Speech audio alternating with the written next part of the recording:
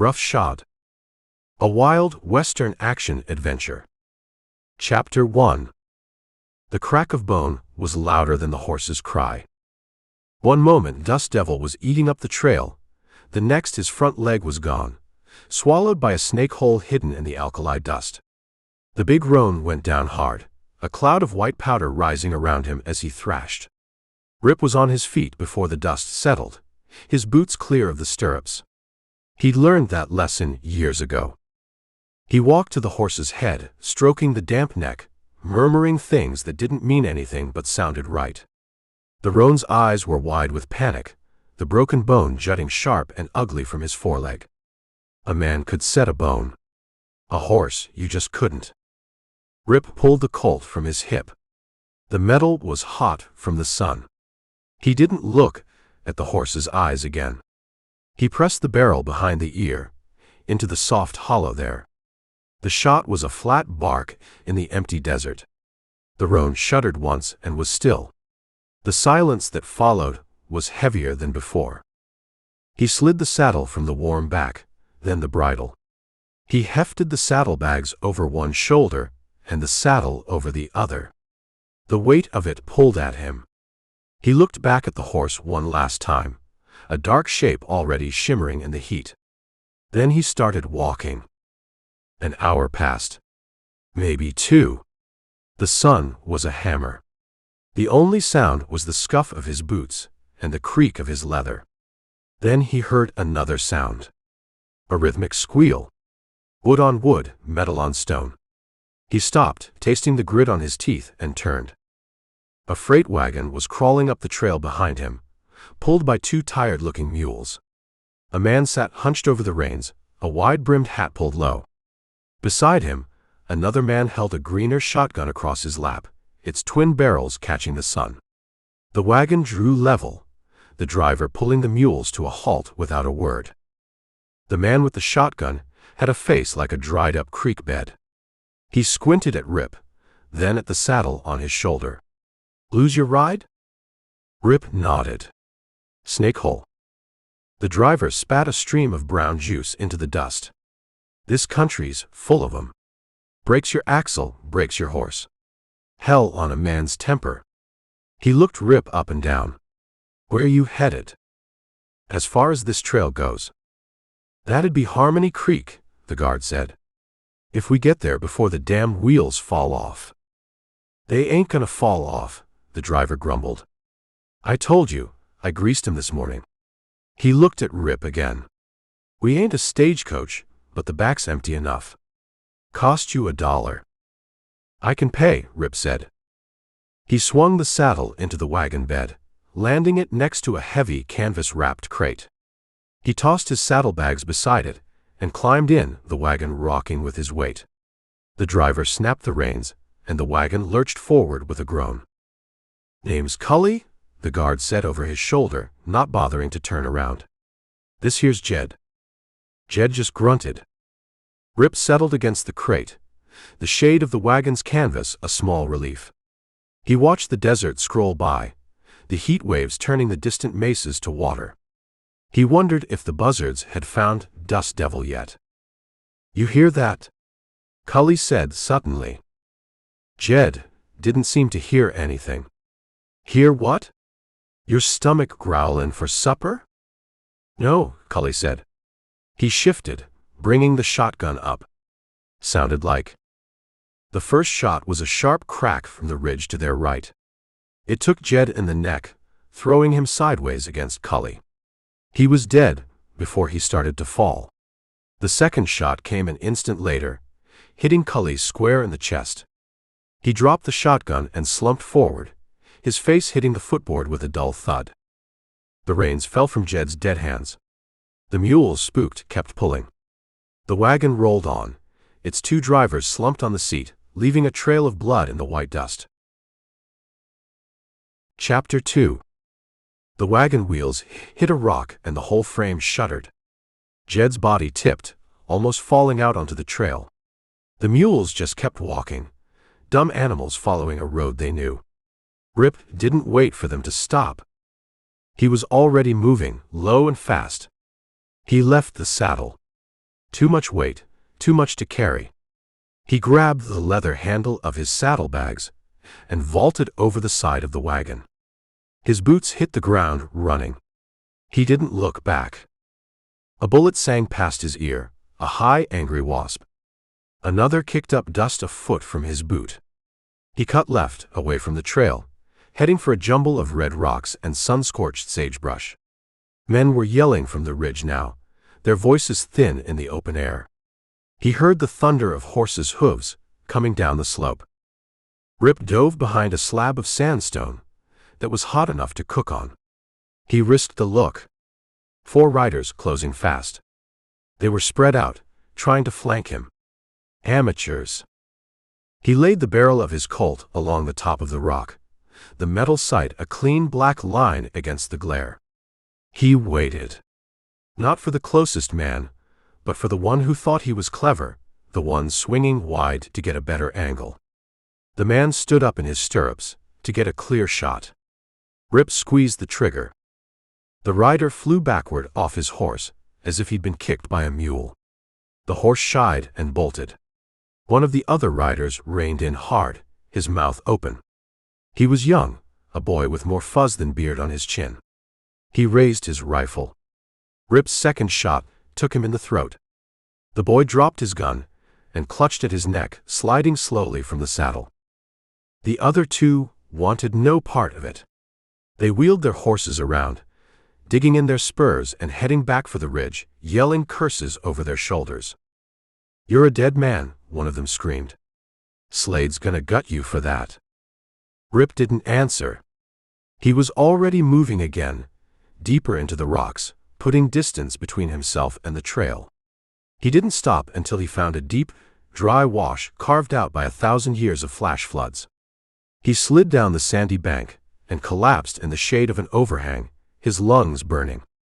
He waited, listening. There was nothing but the wind and the buzz of a fly. He pulled the saddlebag onto his lap. It felt wrong.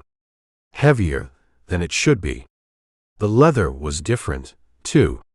Newer. He unbuckled the straps. His gear wasn't inside.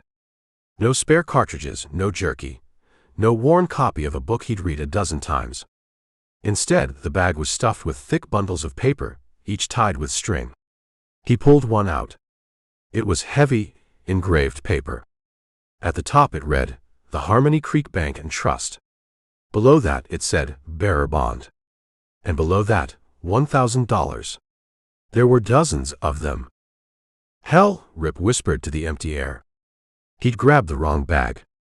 Back at the wagon, a man named Slade swung down from his horse. He was a big man with a thick black beard and eyes that missed nothing. He looked at the 2 dead men on the wagon seat, then at the bodies of his own men out in the rocks. He showed no emotion. "Find it," he said to the man beside him. The man, skinny and nervous, scrambled into the back of the wagon. He tossed Rip's saddle onto the ground. He rummaged for a moment. "It ain't here, Slade." "What?"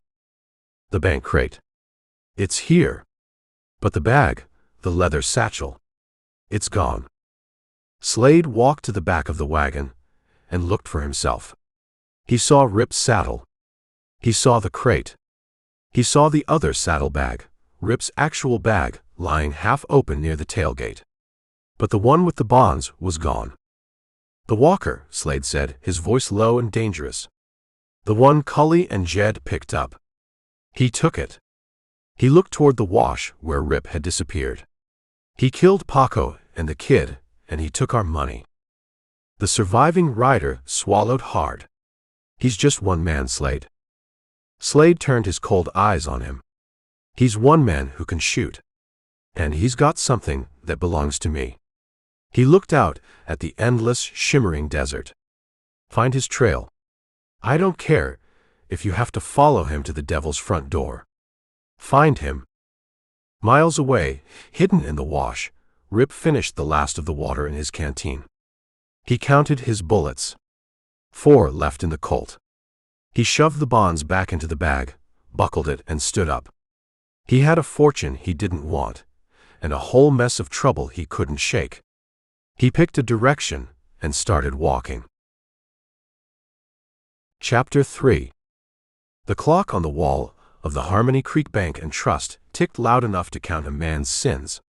Elias Abernathy heard every one. He stood at the window, staring out at the empty, sun-bleached street. It was 3 in the afternoon. The freight wagon from Sterling was 4 hours late. He smoothed the front of his wool vest, a useless habit. "They should have been here," he said to the empty room.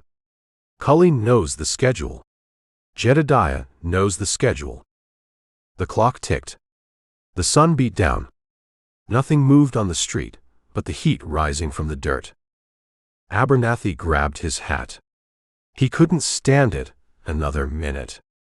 He locked the front door of the bank, the bolt shooting home with a heavy clank, and marched across the street to the sheriff's office. Sheriff Brody was cleaning his shotgun, the pieces laid out on a piece of oilcloth on his desk.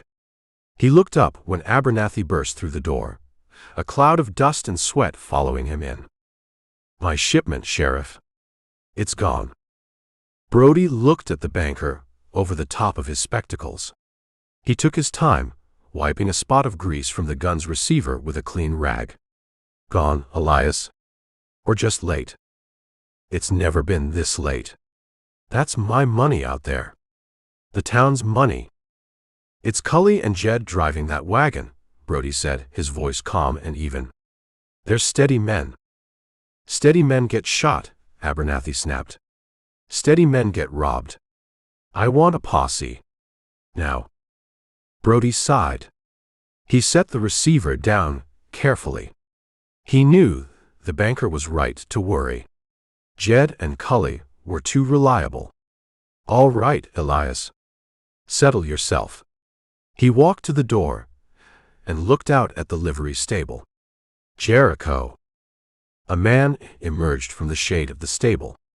He was tall and lean, with the high cheekbones and dark eyes of his mother's people. He moved without a sound, his steps measured and sure. He crossed the street and stopped in the doorway, waiting. He didn't speak. "Jed's wagon from Sterling ain't come in," Brody said. "Ride south, see what you find." Jericho nodded once and was gone. "A tracker," Abernathy said, his voice dripping with scorn. "I need rifles, not a man who can tell me which way the wind is blowing." "He'll find your wagon," Brody said, turning back to his desk. "Then we'll know if we need rifles." He began putting the shotgun back together with practiced ease. "I'll get some boys together. We'll ride out as soon as Jericho gets back." Abernathy watched him for a moment, his face tight with impatience. He didn't trust the slow, deliberate pace of the law. He turned and left without another word, letting the door slam shut. He didn't go back to the bank. He went to the saloon. The place was quiet in the afternoon heat, mostly empty. In a corner booth, a man sat alone, nursing a beer. The man's name was Flint McCrae. He was polishing the cylinder of a Schofield revolver with a small oiled cloth. He didn't look up as Abernathy approached. "Mr. McCrae." McCrae pushed the cylinder back into the revolver's frame. It clicked into place with a sound like a lock closing. "Banker." Abernathy slid into the booth, his hands fidgeting on the table. "I have a business proposition. I'm not looking to make a deposit." "A shipment of mine is missing," Abernathy said, leaning in, his voice a low whisper. "It was due this afternoon. It carried assets." McCrae took a slow drink of his beer. He watched Abernathy over the rim of the glass. "How much in assets?" "Enough to matter," Abernathy said evasively. "The sheriff's on it, I suppose." "Brody is a good man. But he is methodical. I require a more direct approach." McCrae set his glass down. "You want me to follow the posse. I want you to find my property. Brody can have the culprits. I want the assets. There will be a bonus if you are successful before the sheriff." McCrae leaned back, his eyes unreadable. He looked at the banker's pale, worried face. He thought for a moment. 200 to ride. 2,000, if I bring back your bag. I don't ask what's in it, you don't ask how I got it. Abernathy didn't hesitate. Done. Then buy me another beer, banker, Flint McCrae said, pushing his empty glass across the table. It's going to be a long ride. Chapter 4. The sun was a hammer. It beat on Rip's head, his shoulders, the cracked leather of his boots. He kept to the high ground, moving through a maze of canyons and rockfalls that would kill a horse. The saddlebag full of money banged against his hip with every step, a constant, heavy reminder of his mistake. He thought of the two men on the wagon seat. Cully and Jed. He hadn't known them 5 minutes, but he could still see their faces. The driver with eyes lost in the dust of 1,000 miles. The guard who'd offered him a chew of tobacco. They were dead because he'd wanted a ride. Guilt was a new taste in his mouth, bitter as alkali dust. He swallowed, his throat too dry for it to go down. He found a sliver of shade under a granite ledge and rested.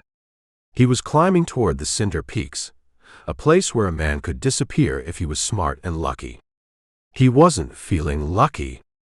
He looked north, toward the jagged black mountains. It was a long walk. An hour later, Sheriff Brody's posse reined in at the abandoned wagon. The mules stood dumbly in their traces, heads drooping. Flies buzzed thick around the two bodies slumped on the seat. "Get him down," Brody said, his voice flat. He swung down from his horse. He didn't look at the dead men. He'd seen enough dead men. He looked at the details. The splintered wood of the wagon bed where bullets had hit. The brass casings glinting in the dirt. Jericho slid from his pony and walked the ground in a slow circle. He moved like a ghost, his eyes on the story the dust had to tell. He pointed. 4 riders came down from the ridge. Over there. He looked toward the rocks. 2 of them stayed there. Brody walked over. He saw the 2 dead bandits where they'd fallen. He nudged one with his boot. Amateurs. They chased a man on foot, Jericho said, his gaze sweeping from the wagon to the wash. He went that way. Fast. He knelt and picked up a pinch of dirt. 1 man. Big boots. In a hurry. Jericho walked the trail for 20 yards, then stopped and looked north. He's heading for the cinders. One of the deputies, a young man named Cale, spat a stream of tobacco juice. Who in his right mind would go up there on foot? Someone who ain't in his right mind, Brody said. Or someone who knows what he's doing. He looked at Jericho. What about the other 2 riders? They went back up the ridge. Met with another man, a big one. They argued. Then they rode east, hard and fast. Slade, Brody said to himself. It had his stink all over it. Robbery was one thing. Leaving bodies was Slade's way of signing his work. 3 trails, Sheriff, Jericho said, standing. Bandits east. 1 man north. And us. From a half-mile back, Flint McCrae watched the posse through a pair of field glasses. He saw them find the bodies. He saw the tracker, Jericho, move across the ground. McCrae lowered the glasses. He didn't need to get closer. He knew the story. A deal gone wrong. A loose end. He spurred his horse, not following the posse's tracks, but cutting a wide angle to the north. Brody would follow the trail. McCrae would follow the man. 3 separate hunts, all moving under the same merciless sun. The law, looking for a killer. The bounty, looking for a bag of paper. And the bandits, looking for the man who had shot their friends and taken their prize. They were all chasing Rip. And Rip was just trying to outrun the ghosts of 2 men he'd barely met. Chapter 5.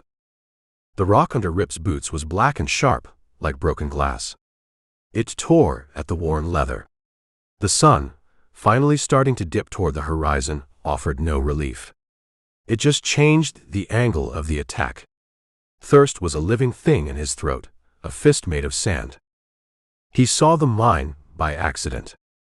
A dark slash in the side of a hill, almost hidden by a rock slide, and a dead twisted juniper. Old timbers, bleached gray by the sun, framed the entrance. A scrap of rusted tin lay half buried in the scree. It was a place that had been given up on a long time ago. It was perfect. He scrambled up the loose rock, his boots slipping, sending a cascade of small stones rattling down the slope. He froze, listening. Nothing. He ducked under the main timber and stepped out of the sun. The air inside was cool and smelled of damp earth and rot. It was a relief. He stood for a moment, letting his eyes adjust to the gloom. A tunnel, shored up with more rotting timbers, led back into the hill. He followed it for 20 feet, feeling his way along the rough-hewn wall. He found a small alcove, a side chamber where miners had probably stored their tools. He dropped the heavy saddlebag. The thud was loud in the silence. He ran a hand over his face, the stubble rasping against his palm. He needed to see. He fumbled in his trouser pocket and pulled out a small tin of sulfur matches. 3 left. He struck the first one on the rock wall. The flare of it was blinding. He saw a rusted pickaxe head, a broken shovel handle, and an old mule's skull. Against the back wall sat a tin lantern, its glass pane cloudy with dust. He lit the wick just as the match burned his fingertips. He swore and dropped it. The lantern's flame was weak, but it pushed the darkness back. He picked it up and held it to his face. The man in the reflection on the glass was a stranger. Eyes bloodshot, lips cracked, a long scratch weeping a thin line of blood down his cheek. He had scrapes on his hands from the dive into the rocks. He tore a strip from the bottom of his shirt, uncorked his canteen, and used the last few drops of water to wipe the grit from the cuts. He sat down on the hard floor, the lantern beside him. He should sleep. He should rest. But his mind wouldn't stop. He saw the guard, Jedediah, smiling. He saw the young bandit clutch his throat. He looked at the saddlebag. That bag was the start and the end of it. He reached for it, then stopped. He didn't want to see the paper inside. He didn't want to be reminded of what he was carrying. 5 miles back, Flint McCrae dismounted. He ran a hand along his horse's neck. Easy, boy. Almost there. He wasn't following the tracks. The posse could have the tracks. McCrae was following the man's mind. He knew the type. A man running on foot, low on water, would look for high ground, but he would also look for the path of least resistance. He would follow the folds in the land. He would look for shade. McCrae looked up at the black, jagged peaks. He knew where he would go. He found the scuff marks on the slope leading up to the mine. A man in a hurry. A man getting tired. McCrae didn't draw his gun. He moved quietly, his steps making no sound on the loose rock. He saw the dark opening. He put a hand on the timber, feeling the grain of the old wood. He knelt. Beside the entrance, almost invisible against the dark rock, was a small pile of freshly disturbed stones. He looked closer. He saw a boot print. He walked a few feet away and found a spot where a man had rested. A small fire had been built there, a traveler's fire meant for a quick cup of coffee. He put his palm flat on the ashes. They were still warm. McCrae stood up and looked into the black mouth of the mine. He didn't need to see the man. He could feel him. He was close. Chapter 6. The sound was faint at first, the chink of a horseshoe on rock. Rip was on his feet before he was fully awake, the lantern guttering in his hand. He moved to the mouth of the mine, staying deep in the shadow. He peered out. Down the slope, 3 riders were picking their way through the scree. They weren't trying to be quiet. One of them was cursing his horse. It was the two who had run from him, and a third man, thick in the shoulders, who looked mean enough to bite nails. It wasn't the law. It wasn't the bounty hunter. It was Slade's men, coming back to finish the job. Rip looked up. Above the mine entrance, a balancing rock the size of a fat sow perched on the ledge. It had been waiting 100 years to fall. He didn't think. He blew out the lantern, plunging the tunnel into blackness, and felt his way back to the small side chamber. He grabbed the rusted pickaxe head. He scrambled back out of the mine, not through the main entrance, but up a narrow chimney of rock he'd noticed earlier. He came out on the hillside 20 feet above the entrance, his hands raw, his lungs heaving. The riders were closer now, almost at the bottom of the slope. "He's in there," one of them said. "I can feel it." "Then we burn him out," the thick one growled. Rip wedged the pickaxe head into the crevice under the balancing rock. He put his shoulder into it and pushed. The rock groaned. It shifted an inch. "What was that?" the rider below said, looking up. Rip pushed again, every muscle screaming. The rock scraped, resisted, then gave way. It tipped slowly, impossibly, then crashed down the slope with the sound of thunder trailing a river of stones. It didn't hit the riders. It hit the ground 10 feet in front of them. The impact sent a shockwave through the ground. The horses screamed and reared, eyes wild with terror. One went over backward, crushing its rider. The thick-shouldered man was thrown clear, but his partner was still in the saddle of his panicked horse. The horse bolted straight into a wall of rock. The sound of the impact was a wet crunch. The third rider got his horse under control. He stared at the two bodies, his face a mask of disbelief. He looked up the hill, his hand going for his gun. He never got there. "Drop it." A voice boomed from the trail below. Sheriff Brody and his posse had ridden up on the noise. They sat on their horses, 5 men with rifles leveled. Jericho was beside them, his face impassive. The lone bandit stared at the lawman, then at the mine, then back. He was trapped. From his perch half a mile away, Flint McCrae watched it all through his glasses. The rock fall. The arrival of the posse. A perfect mess. "Federal Marshal," the bandit screamed, a wild lie born of desperation. "This is our jurisdiction." Brody wasn't buying it. "I don't see a badge. I see 2 dead men, and a third with his hand on a gun. Last chance." The bandit made his choice. He pulled his revolver and fired a wild shot that kicked up dust 10 feet from Brody's horse. The world exploded in gunfire. The posse's rifles answered as one. The bandit was stitched across the chest, thrown from his saddle. Before his body hit the ground, another shot cracked from the rocks near the dead men. The thick-shouldered bandit, the one who'd been thrown clear, had found cover. A bullet tore a chunk out of the pommel of Brody's saddle. "Spread out," Brody yelled, swinging down from his horse as his deputies dove for whatever cover they could find. McCrae lowered his glasses. He shook his head. The banker's money was in the middle of a war. And the man he was hunting, the man who started it all, was nowhere to be seen. Chapter 7. The shooting sputtered out with the last of the light. A few angry shots, an answer, then silence. A man started screaming down in the rocks, and then he stopped too. The night came on fast, the sky a deep, bruised purple with a handful of early stars. Rip didn't move. He lay flat on the ridge above the mine, the hard rock still holding the day's heat. He listened. Men were calling to each other below. The sheriff, his voice a low bark. One of his deputies, sounding young and spooked. They were making a camp. They weren't leaving. He had to go back. The saddlebag was still in the mine, a fortune in paper he wished he'd never seen. He eased backward from the ledge and slid down the far side of the hill, his boots making soft scraping sounds in the gravel.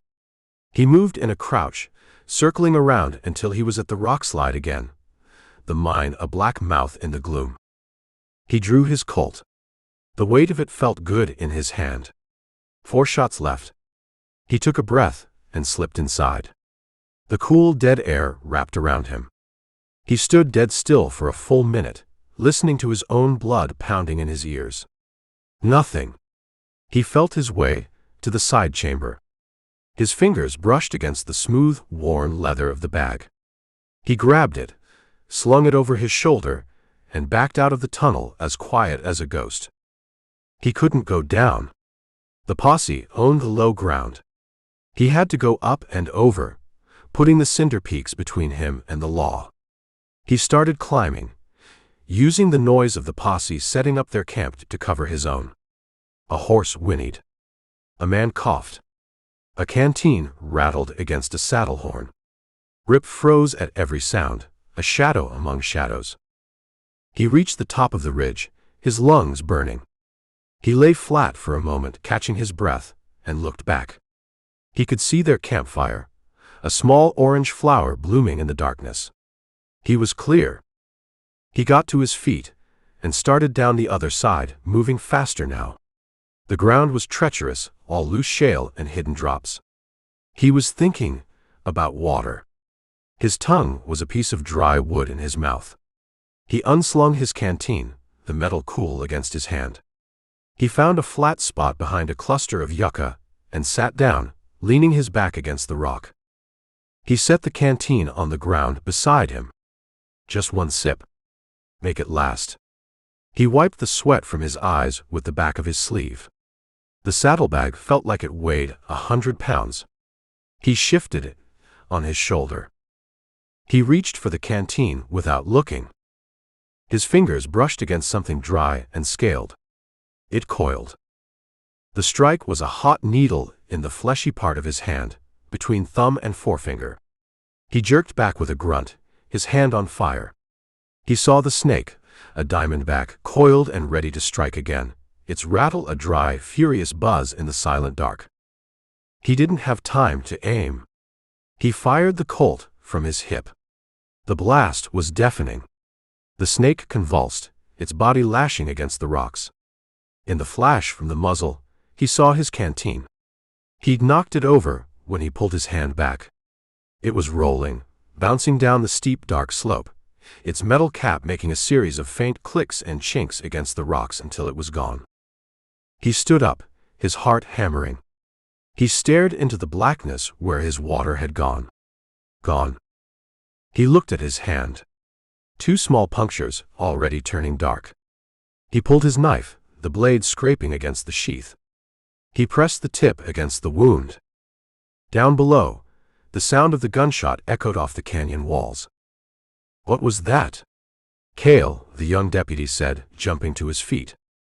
Jericho didn't move from his spot by the fire. He looked up at the black ridge line. A man saying goodbye to his last bullet. Brody grunted. Or a snake. Sometimes, Jericho said, staring into the flames, they're the same thing. Rip didn't hear them.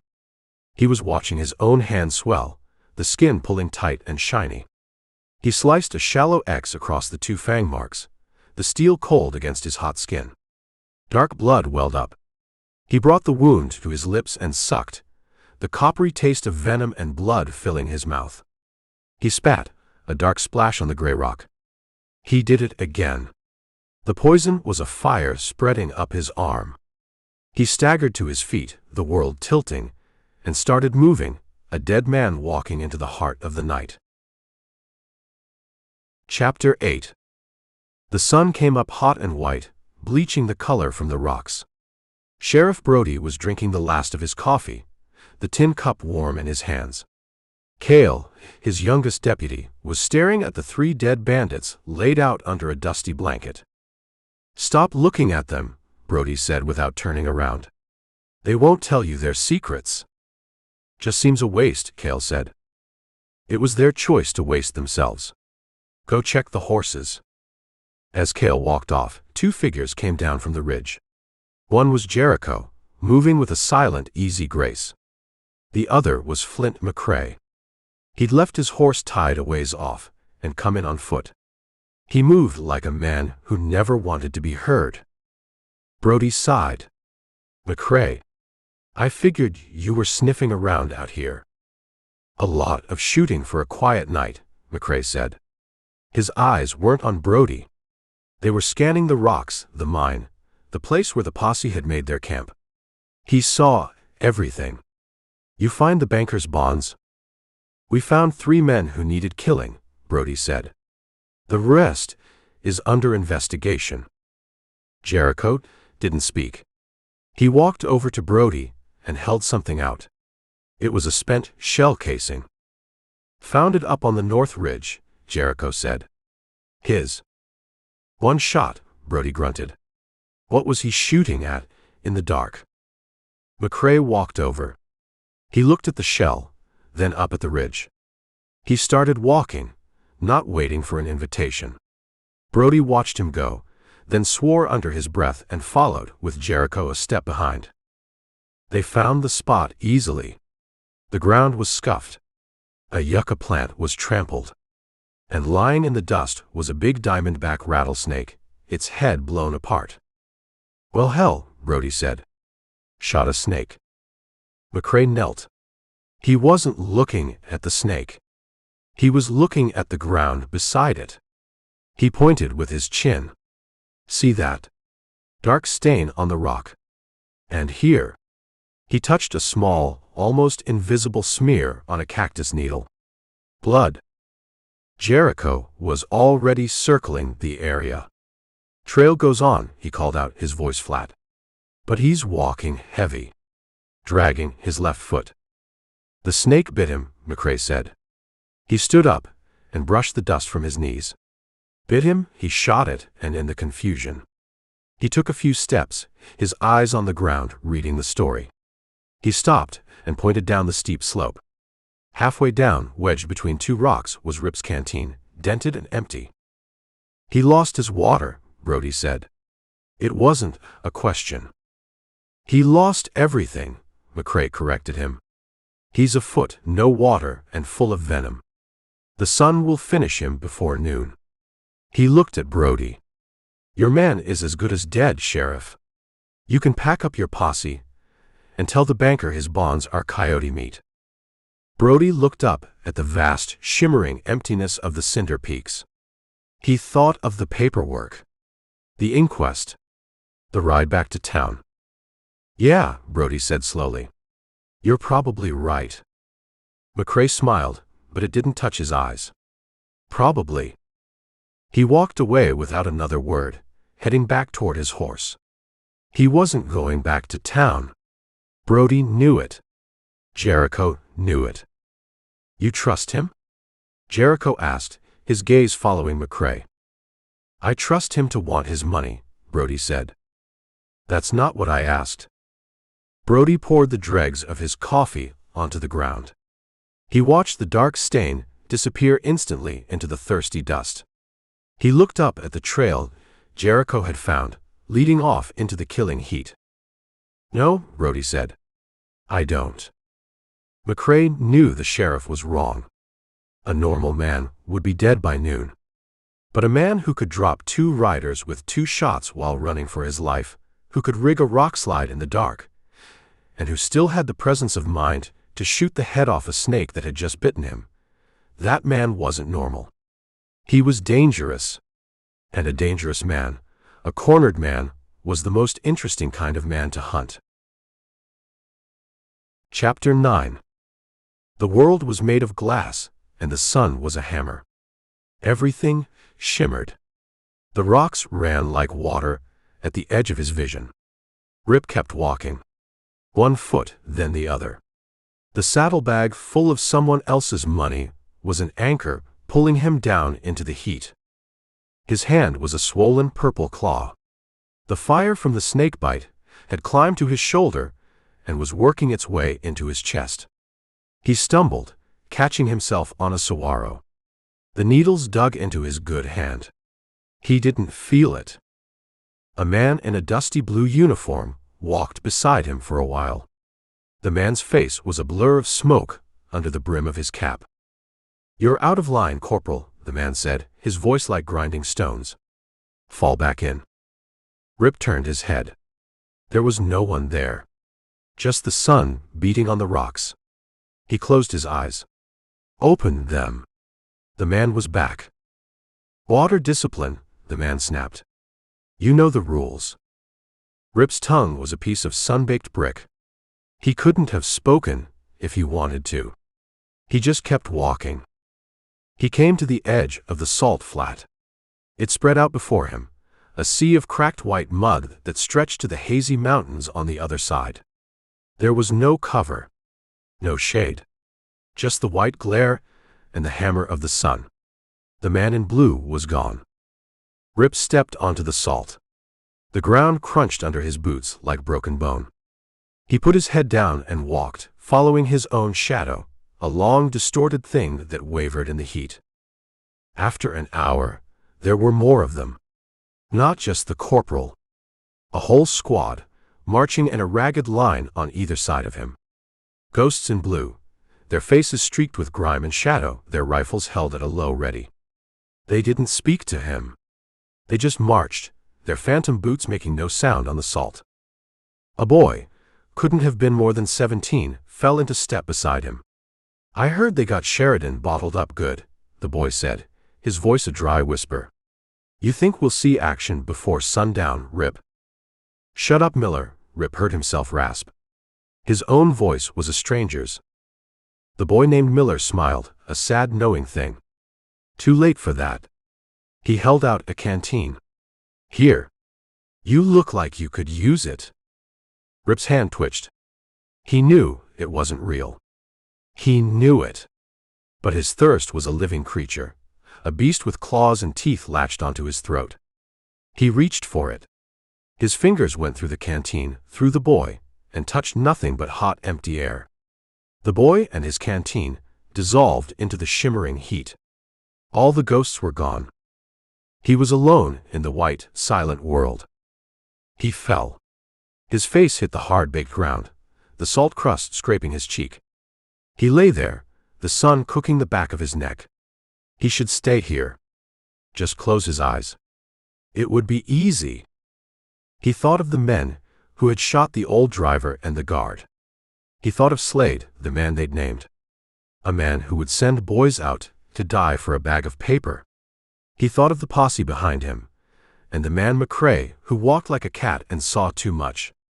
They were all hunting him. They all thought he was going to lie down and die. "No," he breathed into the salt. He got one arm under him. Pushed. The world spun. He got to his knees, his head hanging. The saddlebag was a dead weight. He thought about leaving it. Just letting the desert have it. But it was the reason they were hunting him. It was the only thing that mattered to them. He got it back on his shoulder. He stood up, swaying. He looked across the endless white. Far away, at the edge of the flat where the mountains began, he saw a dark shape. A smudge against the shimmer. It could have been a rock. It could have been another ghost. Or it could have been the mouth of a canyon. Shade. A chance. He took a step. And another. He walked toward the smudge, the ghosts of Miller and the others falling back into step around him, their silent march the only thing that kept him moving. Chapter 10. The shade was a physical thing. Rip walked into it, and it was like stepping into cool water. He leaned against the canyon wall, the rough red rock sucking the heat out of his back. The world stopped shimmering. The ghosts were gone. For a moment, there was just the blessedly deep shadow, and the sound of his own ragged breathing. He slid down the wall, until he was sitting in the dust. He had to rest. Just for a minute. His swollen hand throbbed in time with his heartbeat. He looked at it. It was ugly, the skin stretched tight and shiny. The poison was a thick, slow fire in his veins. Then he heard it. The clink of a horseshoe on rock. Far off, but getting closer. He didn't think. He reacted. He got to his feet, the saddlebag a lump of lead on his shoulder. He looked down the canyon the way he'd come. Nothing. He looked the other way, deeper into the narrow passage. It twisted and turned, a snake's path through the mountains. His only way out. He started to stumble forward. The sound came again, closer this time. Voices. A man laughed. They were behind him. They had crossed the salt flat faster. On horses. Rip pressed himself against the rock wall. It was a straight-sided chute, maybe 20 feet across. Nowhere to hide. He was trapped. He looked up. The canyon walls were steep, a maze of cracks and ledges. A lizard could climb it. A goat. Not a dying man. He heard the horses clearly now, their hooves crunching on the gravel floor of the canyon. There, a voice yelled. Dead ahead. I see him. Rip looked up again. A ledge 30 feet up. A shadow. A chance. He slung the saddlebag around to his chest, the heavy buckle digging into his ribs. He found a crack in the rock, a place for his boot. He started to climb. His muscles screamed. His bad hand was useless, a club. He used his elbow, jamming it into fissures in the rock. He found a handhold with his good hand, pulled himself up, his boots scraping for purchase. What in God's name is he doing? It was Slade's voice, echoing off the walls. He's climbing, another man yelled, a note of disbelief in his voice. Rip didn't look down. He just kept going. His world shrunk to the next handhold, the next crack for his boot. The rock was hot, abrasive. It scraped the skin from his knuckles. He heard a bullet whine past his head and smack into the cliff face, spraying him with rock dust. He reached the ledge and rolled onto it, his chest heaving. He was exposed, but he was above them. He peered over the edge. 4 of them.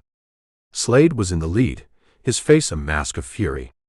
A big man with a greasy beard was dismounting, raising his rifle for another shot. The other 2 were staring up, their mouths open. Rip's Colt was in his belt. 1 bullet. Maybe 2. He wasn't sure he could even hold it, let alone aim. He scanned the ledge. It was littered with loose rock, shattered pieces of the cliff face baked brittle by the sun. He found one the size of a skull and shoved it over the edge with his boot. It landed with a sickening crunch on the head of the rifleman's horse. The animal screamed and went down in a heap, trapping the man's leg underneath. The man, Gus, howled in pain and rage. Rip sent another rock over, and another. They rained down on the canyon floor. The 2 other riders panicked, trying to control their terrified horses. Slade was screaming at them, trying to get them to spread out. He's one man. Shoot him, you useless bastards. Gus, his leg pinned, finally got his rifle untangled. He aimed it up at Rip, his face white with pain. I see you, you son of a bitch. Rip knew he couldn't stay there. He slid off the other side of the ledge, landing hard in a chute of loose gravel. He half ran, half slid down the steep incline, landing on the canyon floor 50 yards past the chaos. He was on his feet and running. Gus fired, the shot going wide. Slade saw Rip and spurred his horse forward, leaving his men to sort themselves out. Rip was a dead man. He knew it. Then he saw it. Gus's horse, the one that wasn't pinned, was standing nearby, its reins trailing, its eyes wide with terror. It was limping, favoring its right foreleg where a rock had glanced off it. Slade was closing. Rip could hear the horses breathing. He gave one last desperate push and threw himself at the lame horse, grabbing the reins. He hauled himself into the saddle. He didn't bother with the stirrups. He kicked the horse's ribs hard. The horse bolted, its limp throwing Rip from side to side. A bullet tore through the cantle of the saddle, inches from his hip. He looked back. Slade was stopped, his pistol smoking. Gus was still trapped under his dead horse. The other 2 were just getting their own mounts under control. Rip turned forward and rode, the half-lame horse carrying him deeper into the twisting canyon, away from the man screaming his name. He had a horse. Chapter 11. Flint McCrae sat his horse at the canyon mouth, letting the animal blow. He could smell it before he saw it, the coppery scent of blood on the hot, dry air. He drew his pistol, not because he expected a fight, but because it was a habit, and habits kept him alive. He nudged his horse forward at a walk. The scene was a mess. A dead horse lay sprawled in the narrow passage, its head caved in. Flies were already gathering. Underneath it, a man's boot stuck out. McCrae didn't need to check to know the man was dead too. You didn't survive having a horse fall on you like that. Further on, another body was sprawled face down in the dust. McCrae dismounted and walked over, nudging the man with his toe. Gus. He recognized the greasy beard. He'd seen him spending the banker's money in the Harmony Creek Saloon a week ago.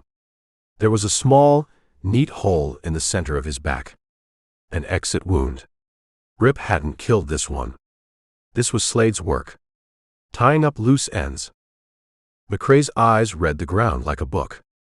He saw the tracks of 4 horses coming in. He saw where one rider, Gus, had dismounted. He saw the scuffed earth and scattered rocks from the landslide. He looked up and saw the ledge, 30 feet high. He saw the slide of gravel down the other side. He followed the tracks of a man running, then the tracks of a lame horse being mounted in a hurry. He saw where Slade had stopped, fired a shot, then turned his horse in a tight circle of pure rage. Then the tracks of 3 horses leaving. And one lame one, carrying a single rider, going deeper into the canyon. The man should be dead 10 times over. Snakebit, no water, hunted. And still he fought. Still he ran. Still he was moving. McCrae almost smiled. This was getting interesting. He mounted his horse and rode on, following the tracks of the lame animal. He was no longer hunting a man. He was hunting a ghost. Hours later, Sheriff Brody and his posse reached the same spot. The sun was starting to dip, painting the canyon walls in shades of orange and blood. Cale, the young deputy, took one look at the scene and turned away, his face pale. "That's it," a man named Henderson said, spitting a brown stream of tobacco juice. "We've lost him. We're chasing a dead man and burning good daylight." "Jericho?" Brody said, ignoring him. The tracker was already off his horse, circling the area. He moved with a quiet focus, his dark eyes missing nothing. He came back to Brody after a few minutes. "McCrae was here," he said. He read the whole story and kept going. "And our man? He stole a horse. Lame one. Kept going too. But the trail is cold now. Wind has been through here. Scoured the ground. I could find it, maybe. But it would be slow going. And in the dark." Jericho shrugged. It was his way of saying it was impossible. Brody looked at the faces of his men. They were done. He could see it in their slumped shoulders, in the way they avoided his eyes. They were farmers and storekeepers, not manhunters. They'd done their duty. "All right," Brody said, his voice flat. "Henderson, you and the boys take the bodies back to town. Cale, you go with them.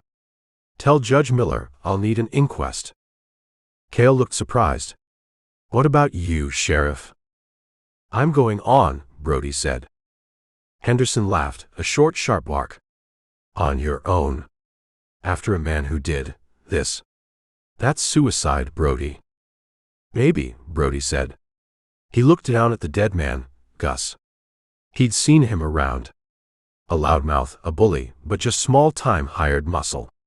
Not the kind of man you found in the middle of a $100,000 bond robbery. This whole thing stinks. The banker, the way the wagon was hit, these men. It's not just about the money. There's something else going on here. "A ghost hunt is what it is," Henderson muttered. "Go on home, Henderson," Brody said, his voice quiet but with an edge of steel. "Your wife is waiting." The men didn't argue. They were relieved. They set about the grim business of tying the bodies onto their horses. Cale hesitated. "Sheriff, you sure about this?" "I'm sure I was elected to see things through to the end," Brody said. He looked at Jericho. "You coming?" Jericho looked up at the darkening sky, then down the black throat of the canyon. "He is either the devil himself or the luckiest man alive. Either way, I would like to see which." Brody nodded once. They watched the posse ride away, their forms shrinking in the twilight until they were gone. Then the two of them, the lawman and the tracker, turned their horses and rode into the canyon, following a trail that no one else could see. Chapter 12. The sky had been a bleached-out white all day. Now, it was turning the color of a bad bruise. The air grew heavy, thick, and still. There was no wind, just a waiting silence. Even the buzzards that had been circling high above were gone. Rip felt it before he saw it. A change in the pressure, a feeling on his skin like a held breath. He urged the lame horse on. The animal was stumbling, its head low, foam flecking its lips. Every fourth step was a painful lurch as its bad leg gave way. They were moving at a crawl, leaving a pathetic, dragging trail across the cracked earth of the badlands. "Come on, you bastard," Rip rasped. His own voice was a dry crackle. "Just a little further." The horse didn't respond. It was an engine running on its last drop of fuel. The poison from the snakebite had settled into a deep, grinding ache in Rip's bones. His vision swam in and out of focus. He clung to the saddle horn, the landscape a smear of reds and browns. He was riding through a furnace. A low rumble echoed from the west, so deep it was more a feeling in his chest than a sound. The horse's ears twitched. It stopped, its whole body trembling. "Don't you quit on me," Rip growled, kicking its ribs with what little strength he had left. The horse took 3 more lurching steps, then its front legs buckled. It went down without a sound, a sack of bones hitting the dirt. Rip threw himself clear, landing hard on his shoulder. He lay there for a moment, the dust soft as flour under his cheek. The horse tried to get up, struggled, then lay its head down with a long final sigh. Its sides heaved once, twice, and then were still. Rip got to his knees. He was alone. The silence was absolute. He looked at the sky. A dark wall of cloud was rolling in, eating the horizon. A flicker of light danced inside it, silent and menacing. He pushed himself to his feet. He had the saddlebag. That was it. No horse. No water. No weapon, except a knife and a revolver with maybe 1 bullet left in it. He started walking. He didn't know where he was going. Away. That was the only direction he had. The first gust of wind hit him like a fist, stealing his breath and filling the air with a choking red dust. It tore at his clothes, a physical force trying to push him back. He leaned into it, his head down, 1 foot in front of the other. Then the lightning came. Not just a flicker, but a violent, angry slash of white that lit up the entire world for a split second. It struck a mesa a mile away, the crack of thunder instantaneous and deafening. It wasn't rain. It was war. Rip kept walking. He was a solitary, ragged figure, moving through a world coming apart at the seams. The wind howled, a rising scream. The dust was so thick, he couldn't see 10 feet in front of him. Another bolt of lightning hit, closer this time, and in its stark, brutal light, he saw the badlands transformed into a landscape of jagged teeth and deep black shadows. He was going to die out here. The thought wasn't frightening. It was just a fact. He was too tired to be scared. He was too thirsty to care. He just kept putting 1 foot in front of the other, because that's all there was left to do. The first drop of rain hit his face. It wasn't a drop. It was a pellet of mud, a mixture of water and the dust the wind had whipped into the air. Then another and another. He stopped and tilted his head back, his mouth open, letting the gritty, lukewarm water hit his tongue. It was the best thing he had ever tasted. The drizzle became a downpour, a torrential, blinding sheet of water that turned the ground to slick mud under his boots. The world was noise and water and flashing light. He was soaked in seconds. He was freezing. He was alive. He slid the heavy saddlebag off his shoulder, clutched it to his chest, and kept moving, disappearing into the heart of the storm. Chapter 13. The sun came back with a vengeance. It baked the wet red earth into a cracked plate, the steam rising in waves that made the air wobble. Rip felt the heat through the soles of his boots.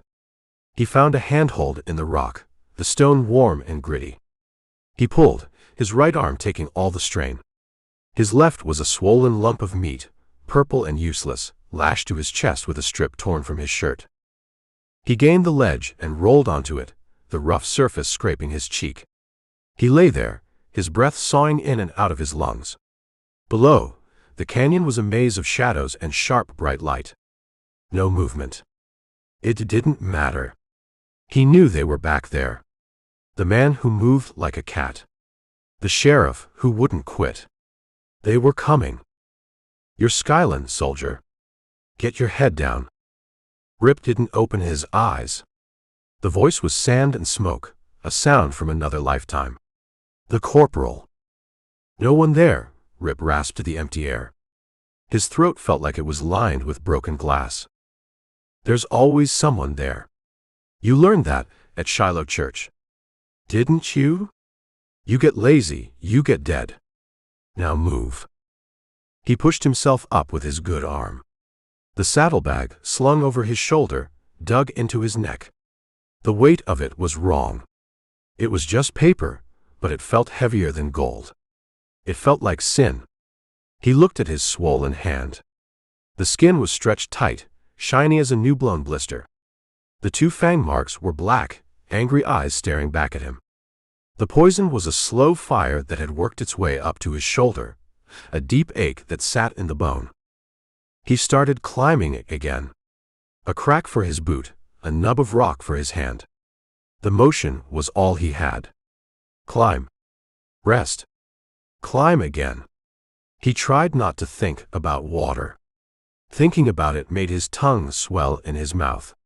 He thought about the corporal instead. It was better than thinking about being thirsty. Pain is a luxury, corporal. It means you're still breathing. You stop feeling it, that's when you worry. He found a deeper shadow under a granite overhang and slid into it. He had to rest. The world was starting to tilt at the edges.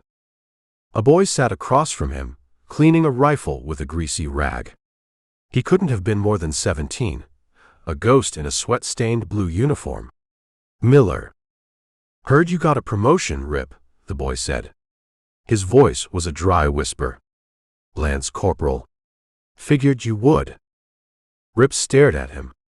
The hallucination was so clear he could see the fraying on the boy's collar, the nick in the rifle's wooden stock. It wasn't a promotion. Felt like one to me. Leading the picket line. Out front of everybody. Miller looked up from the rifle, his eyes clear and empty. "You were supposed to watch the flank. You said you would." Rip pressed the back of his head against the rock. The stone was hot. It felt real. "I saw a rider. On the ridge. Thought he was one of ours." "He wasn't," Miller said. He went back to cleaning the rifle, his movements slow and deliberate. They came out of the trees. A whole line of them. Gray jackets and smoke. "We never had a chance." He held out a canteen. "You look thirsty, Rip. Go on. Take it." Rip's good hand twitched. He knew it wasn't real. He knew. But the thirst was a claw in his throat. He reached. His fingers went through the canteen, through the boy, and closed on nothing. Miller and his rifle dissolved into the shimmering heat. The silence that came back was worse than the voice. It was empty. It was accusing. He had left them. He had seen the rider, made a choice, and left his flank exposed. Miller and 3 others had died in the first volley. The guilt was a cold, hard knot he'd carried for years, a thing he never spoke of. It was the reason he walked alone. It was the thing that had brought him here, to this rock, to this sun, to this slow death. He looked down at the canyon again. A flicker of movement. A man on a horse, a mile back, maybe more. Just a speck. But the speck was moving with purpose. It wasn't Slade's men. They rode loud and angry. This was quiet. Patient. It was McCrae. Rip got to his feet. He pulled the saddlebag higher on his shoulder. The paper rustled. $100,000. Enough to buy a whole new life. Enough to bury the old one. He looked from the rider to the jagged black line of the cinder peaks on the horizon. It was a long walk. "They're gaining on you, soldier," the corporal's voice echoed in the silent heat. "What are you gonna do?" Rip put one boot in front of the other. He started walking toward the peaks. "I'm gonna keep moving." Chapter 14. The rain had washed the world clean. It left behind the smell of wet creosote and dark, hungry earth. The sky was a pale, depthless blue. Sheriff Brody sat his horse, the leather of his saddle creaking as he shifted his weight. He looked at the ground. It was a blank slate of red mud, pockmarked by the last of the falling drops. "Anything?" Brody asked. Jericho stood 20 feet away, his back to the sheriff. He didn't answer. He was a statue, his gaze fixed on a place where a wash, still running with a trickle of brown water, cut through the canyon floor. The storm had erased everything. It had scrubbed the tracks of men and horses from the land. It had tried to make it so yesterday never happened. Brody waited. He knew the tracker's way. You didn't ask him questions. You let the silence ask for you. He pulled the makings from his saddlebag, rolled a cigarette with stiff fingers, and struck a match on his thumbnail. The smoke was a thin blue ribbon in the still air. Jericho took 3 steps, his boots making no sound on the damp ground. He knelt. He didn't touch anything. He just looked. "The water was higher," Jericho said. His voice was flat, a part of the landscape. "An hour ago, it was a foot deep right here." Brody blew a smoke ring. And this rock." Jericho pointed with his chin at a fist-sized piece of granite. "Was not here yesterday. It was rolled here by the water." He looked up at Brody. "But the mud underneath it is dry." Brody squinted, looking at the rock, then at Jericho. He didn't see it. "Someone put it there," Jericho said. He stood up and walked a few paces, his eyes scanning, reading a language Brody couldn't speak. After the hard rain stopped. To mark a spot. He walked another 10 feet and knelt again, his fingers tracing something in the air just above the mud. "McCrae. You're sure?" "He thinks like a map maker," Jericho said. "He knows the water would wash out the trail, so he leaves a sign. For himself. He wants to know which way his man went." Jericho stood and pointed north, up a steep, broken slope that led out of the canyon and toward the black teeth of the cinder peaks. "That way." Brody finished his cigarette and flicked the butt into the muddy water. It hissed and went out. A man with a snake bite and no water climbing that. After what he's been through. "He is not a man anymore," Jericho said, swinging up onto his pony. "He is a prayer. Or a curse. He just keeps going." They rode for an hour, Jericho in the lead. There was no trail to follow, not one that Brody could see. But Jericho moved with a quiet confidence, his eyes on the high ground. He'd pause, study a bent branch on a juniper, or a place where a small cascade of pebbles had been disturbed, and then move on. "You figure McCrae is ahead of us then?" Brody said, mostly to hear a voice. He was. He's smarter than Slade's men. He cuts the corners. But the storm made us all equal. It made us all blind. Jericho reined in. He was looking at something ahead. Not anymore. They'd come over a rise. Sprawled on the cracked earth below was the body of the horse Rip had stolen. It lay on its side, its legs stiff, its eyes open to the empty sky. Buzzards were already gathering, circling in slow, patient loops. Jericho slid from his horse and walked to the ground around the dead animal. Brody dismounted and followed, his spurs chinking. "He rode it until it died," Brody said. "No," Jericho corrected him. He pointed to a set of tracks, already hardening in the sun. A single set of boot prints, deep at the heel, leading away from the horse. It died, and then he got up and walked away.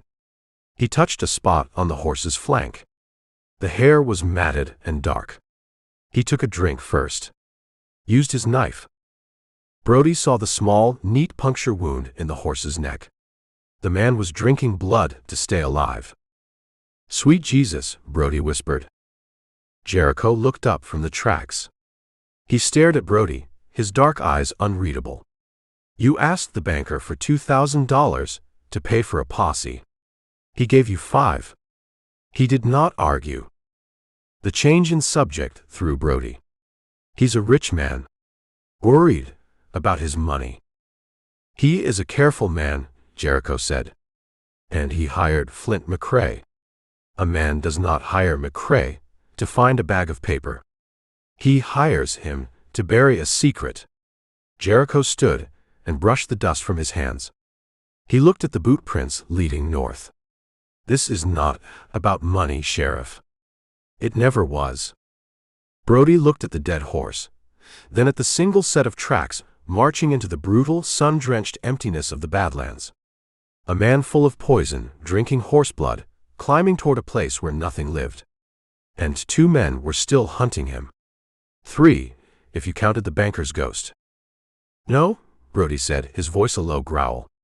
"I'm starting to think it never was." He pulled himself back into the saddle. "Let's go." Chapter 15. Flint McCrae saw the buzzards first. They were black specks, turning lazy circles against a sky the color of bleached bone. He didn't need to spur his horse. The animal knew its job.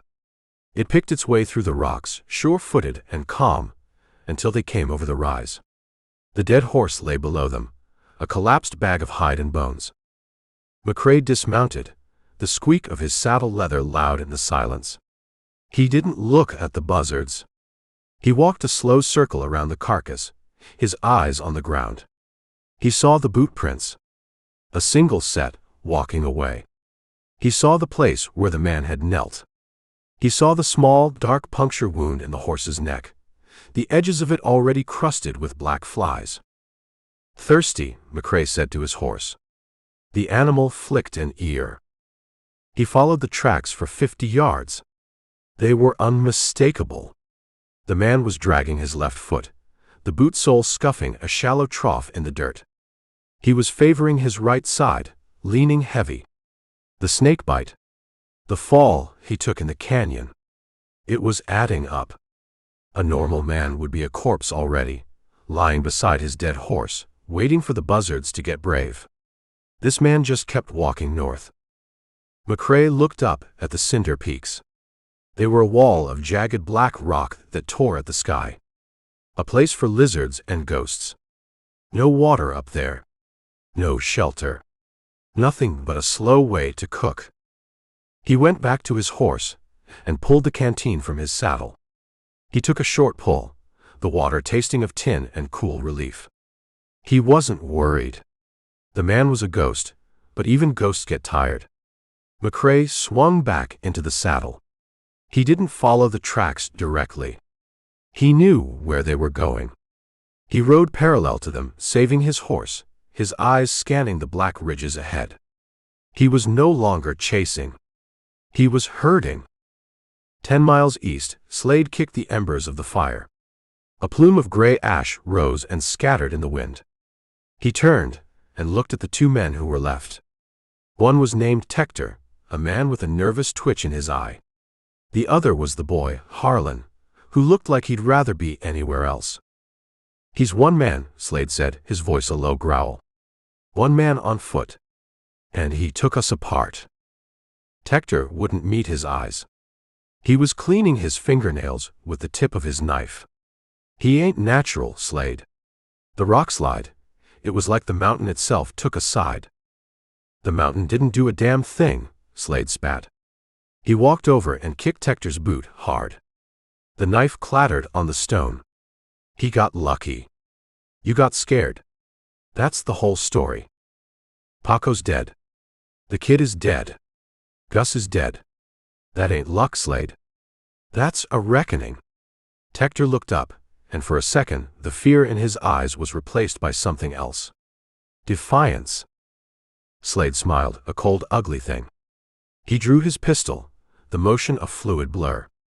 He didn't point it at Tector. He aimed it at the boy. Harlan froze, his face going pale. "You see, Tector," Slade said, his voice soft. "The problem is you're thinking about this all wrong. You're thinking about the dead men. I'm thinking about the $100,000 that man is carrying in a bag. You think I'm gonna let that go because you've lost your nerve?" "No," Tector said, his voice barely a whisper. "But we can't find him. Not up there." He nodded toward the distant cinder peaks. "We ain't trackers." "We don't have to be," Slade said. He holstered his pistol. Harlan started breathing again. "A man is bit. A man has no water. He can drink horse blood for a day. Maybe. But sooner or later, he has to have water. Real water. And there's only one place to get it, on the far side of those peaks." Tector looked at him, the twitch in his eyes starting up again. "Pilgrim's Rest. An old man and a well," Slade said. "That's all that's there. Our boy will crawl there on his hands and knees before another day is out. He has to." He walked to his horse and checked the cinch, pulling the strap tight. "We're not gonna follow him through the rocks. We're gonna ride around. And we're gonna be waiting for him when he comes down for a drink." He swung himself into the saddle and looked down at the two men. "Or you two can stay here and wait for the sheriff to find you. Your choice." Tector got to his feet, a sullen look on his face. He picked up his knife and shoved it in its sheath. The boy was already on his horse, his eyes fixed on Slade, a look of grim understanding on his young face. They were riding with him. Not because they wanted to, but because they were more afraid of Slade than they were of any ghost climbing through the mountains. Chapter 16. The world was made of black glass. The rock under Rip's boots was sharp, shattered obsidian that sliced at the worn leather. It reflected the sun, throwing the heat back in his face. Every breath was a lungful of fire. He moved from one sliver of shadow to the next, a hunched, ragged shape in a landscape that God had forgotten to finish. His good hand was raw, the skin scraped from the rock. His left was a dead weight, a constant throbbing reminder of the snake. The poison was a dull fire in his joints. He didn't think about thirst anymore. He'd moved past it, into a place of dry, floating calm. His tongue was a piece of wood in his mouth. He didn't care. Legs, Corporal. That's all you are. Just legs. You tell them to move, they move. You stop telling them, you die. Simple. The voice of the corporal was company. It kept the silence from getting too loud. "Heard you," Rip mumbled, his lips cracked and stiff. He stumbled, his boot catching on a razor edge of rock. He went down hard, his chin striking the ground. He tasted blood, a welcome wetness in the desert of his mouth. He lay there, the sun a hammer on his back. It would be easy to close his eyes. Just for a minute. The boy, Miller, knelt beside him, his face shimmering in the heat. He wasn't holding a rifle this time. He was holding a tin cup of water. He swirled it, the sound of it impossibly loud. "You look tired, Rip," Miller said, his voice soft as dust. "You should rest. It's over." Rip stared at the cup. He could see the condensation on the tin. He could almost feel the cold of it. "Don't you look at it," the corporal's voice cut in, sharp as a bayonet. "It's a lie. You know it's a lie. You look at it, you believe it. You believe it, you're dead. Get up." "Can't," Rip breathed into the sharp black gravel. "Sure you can," Miller said, his voice kind. "But you don't have to. No one's watching this time. No one to see you quit." Rip pushed a hand under him. The small sharp rocks dug into his palm. He pushed himself to his knees. The world spun. Miller and his cup of water dissolved. The corporal was back. "On your feet, soldier. On your goddamn feet." Rip stood, swaying. He slung the saddlebag, the dead weight of it pulling on his raw shoulder.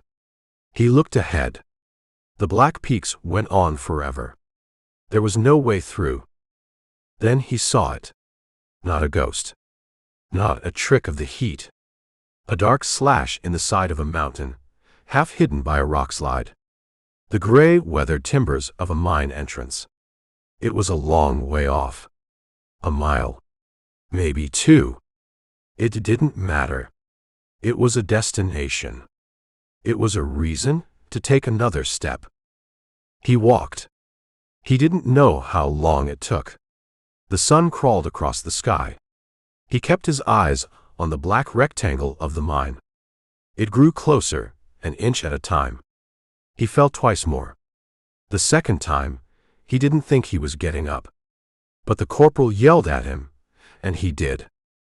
He stumbled under the main timber and out of the sun. The air inside was cool and smelled of damp earth and forgotten things. The sudden relief was so intense it made him dizzy. He leaned against the rough-hewn wall, his legs shaking, and slid to the floor. He sat in the deep, silent dark for a long time. The world outside, the world of sun and heat and black glass, ceased to exist. There was only the cool and the quiet. He untied the strip of shirt and looked at his arm. The swelling had gone down a little, but the skin from his hand to his elbow was a mottled, angry purple. He could move his fingers. A little. He felt his way deeper into the tunnel. His hand brushed against something wet. He stopped. He fumbled in his pocket for the small tin of sulfur matches. One left. He scraped it against the rock wall. The flare of it was blinding. In the small, sputtering light, he saw it. A seep. A dark stain of moisture running down the rock wall, collecting in a shallow, scummy pool on the tunnel floor. The match burned his fingers. He dropped it, plunging the world back into darkness. He didn't care. He crawled to the pool. He smelled it first. Stale. Metallic. He didn't care. He put his face to the water and drank. It was thick, gritty, and tasted of rust and rot. It was the best thing he had ever tasted. He drank until his stomach hurt. Then he rolled onto his back, the cool, damp earth a blessing against his fevered skin. He had found water. He had survived. He closed his eyes. From far away, down the tunnel, he heard a sound. A single, sharp chink. A boot heel striking a loose stone. He was not alone in the dark. Chapter 17. The sound was a single, sharp mistake. A boot heel on loose stone. It was enough. Rip's head came off the damp earth, the brief water-soaked piece shattered. He wasn't a man anymore. He was an animal in a hole. He grabbed the leather strap of the saddlebag and pulled it to him, the paper inside rustling. He moved without thinking, crab crawling away from the pool of water, deeper into the absolute black of the mine. His good hand closed around a rock the size of a loaf of bread. He flattened himself against a wall of cold, wet stone and waited, his breath held tight in his chest. The silence stretched. He heard his own blood pounding in his ears. Then a voice, calm and unhurried, drifted out of the darkness from the direction of the mine's entrance. "You found the water. Good for you. I was starting to think I'd be tracking a corpse." The voice was quiet. It wasn't Slade. It wasn't the law. It was the other one. The one who moved like a cat. McCrae. Rip didn't answer. He adjusted his grip on the rock. "No sense in hiding," McCrae's voice continued, a conversational tone that made the hairs on Rip's neck stand up. "There's only one way in and one way out. And I'm standing in it." He paused. "You're quiet. That's smart. But I can hear you breathing. Sounds like a bellows with a hole in it. Snakebite will do that to a man." Rip pressed himself harder against the wall. The rock was slick with moisture. "I'm not Slade," McCrae said. "I don't want your blood. I just want what you're carrying. The banker in Harmony Creek is missing a bag. Looks a lot like the one you got slung over your shoulder. What's it to you?" Rip's voice was a dry rasp, a sound he didn't recognize as his own. A soft chuckle echoed in the tunnel. $2,000. That's what it is to me. You leave the bag. You walk out of here. I'll even leave you my canteen. There's a town a day's ride from here. You might even make it." Rip thought about it. The offer hung in the cool, dead air. A canteen. A chance.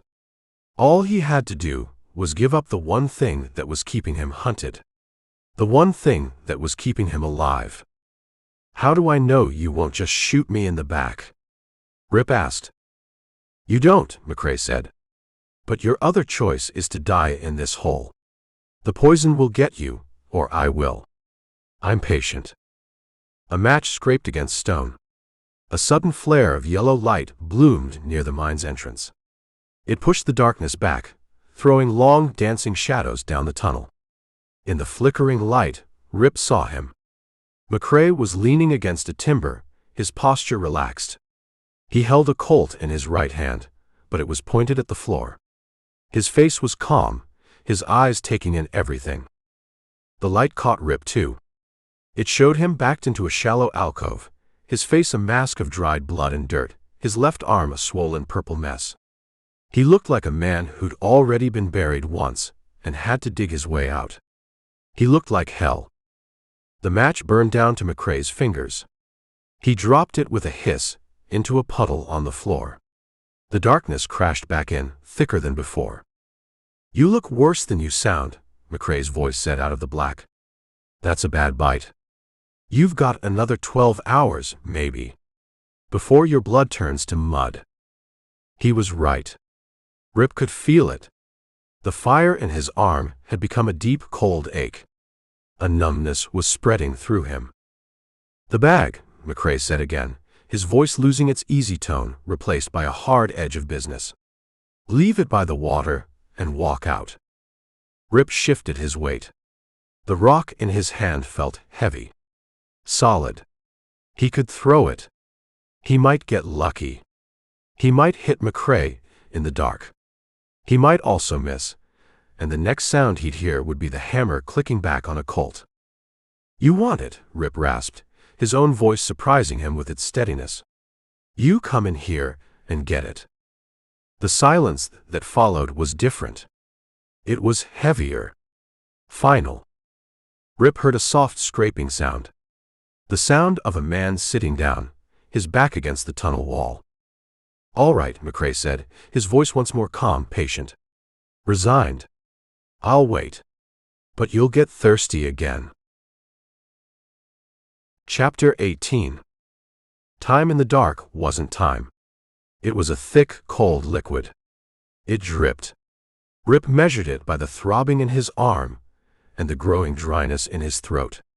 He'd had his drink, but the thirst was already coming back, a slow tide of grit and want. He could hear McCrae breathing, a slow, steady rhythm near the mine's entrance. The sound was maddening. It was the sound of a man who had a full canteen. "You still with me?" McCrae's voice came out of the black, startlingly close. Rip didn't move. "Figured you were," McCrae said. "A man who walks through what you've walked through doesn't just lay down and quit. But the snake doesn't care how tough you are. It's got all the time in the world." He paused. Rip heard a faint metallic click. The sound of a canteen cap being unscrewed. Then, the soft, agonizing sound of a man taking a long, slow drink. Rip closed his eyes. He saw the boy, Miller, holding out the tin cup. "It's a lie," the corporal's voice snapped in his head. "He's playing with you. Get up. Find a way out." Rip pushed the ghost away. He started to move, not toward the entrance, but along the wall, away from the pool of water. His fingers, raw and scraped, read the stone. It was rough, slick with algae, and cold. He slid his boots along the floor, an inch at a time, making no sound. The rock he was holding was his only weapon. It felt slick with the sweat from his palm. "Getting restless?" McCrae asked. "Thirsty again?" Rip kept moving. The wall curved, then straightened. His fingers brushed against something that wasn't rock. Wood. A support timber, half-rotted, covered in a skin of cold fungus. He felt around it. The tunnel went on. But beside the timber, there was a gap. A crack in the world. He felt a faint, cool draft on his cheek. Air. Air coming from somewhere else. He squeezed into the gap. It was a fissure, no wider than his shoulders. He had to turn sideways to get in, the saddlebag a dead, lumpy weight against his hip. The rock tore at his shirt, at his skin. "What was that?" McCrae's voice sharp now. "Alert. You're making noise in there." Rip froze. He held his breath. He was wedged in the crack, his heart hammering. A match scraped. Light flared behind him, casting his elongated shadow down the narrow fissure. He saw a tight, ascending chimney of rock ahead of him. It wasn't a way out. It was a tomb. "I hear you," McCrae said, his voice closer now. "Don't make me come in there after you." The match went out. The darkness returned. Rip didn't have a choice. He started to climb. He used his knees, his back, his good arm. He jammed his boots into cracks in the rock and pushed himself upward. The saddlebag was an anchor, catching on every outcrop, trying to pull him back down. His swollen arm screamed, a hot agony every time it brushed against the stone. He ignored it. "Pain is a luxury, Corporal. Remember." He climbed. He scraped his way upward in the absolute black, the sound of his own ragged breathing filling the tight space. He felt the draft grow stronger, the air tasting cleaner, less like rot and damp earth. He saw a faint gray light above him. Not sunlight. Starlight. He pulled himself over the lip of the opening and collapsed onto a narrow ledge, his chest heaving. He was out. He was on the side of the mountain, 100 feet above the mine entrance, with the whole star-dusted sky above him. The air was cold and clean. He lay there for a minute, maybe more, letting the blessed cold seep into him. He was alive. He was free. He looked down. He could just make out the black rectangle of the mine entrance below. As he watched, a tiny flower of light bloomed there. A match. McCrae was getting impatient. Rip got to his knees. He untied the knot on his makeshift sling, his fingers clumsy. He needed his other hand. He took the swollen, useless thing and began to massage it, forcing the blood to move, gritting his teeth against the pain. He had to keep going. Down below, Flint McCrae lit his third match. He walked a few steps into the mine. The air was still. He saw the scummy pool of water. He saw the scuffs in the dirt where a man had crawled away from it. But the man was gone. He held the match high. The light caught a fresh scrape on the wall, leading to a narrow black fissure he hadn't noticed before. The match burned out. McCrae stood in the dark and smiled. "Well, I'll be damned," he whispered to the empty mine. The ghost had done it again. The hunt was still on. Chapter 19. The cold was a clean, sharp knife. It cut through the fever and the dull, swampy heat of the poison. Rip lay on the ledge, the granite sucking the warmth from his body, and watched the stars. There were too many of them. A whole universe of cold, distant fires, and he was a bug stuck to the side of a rock. He pushed himself to a sitting position, his back against the mountain. He had to move. McCrae wasn't the kind of man to wait for sunrise.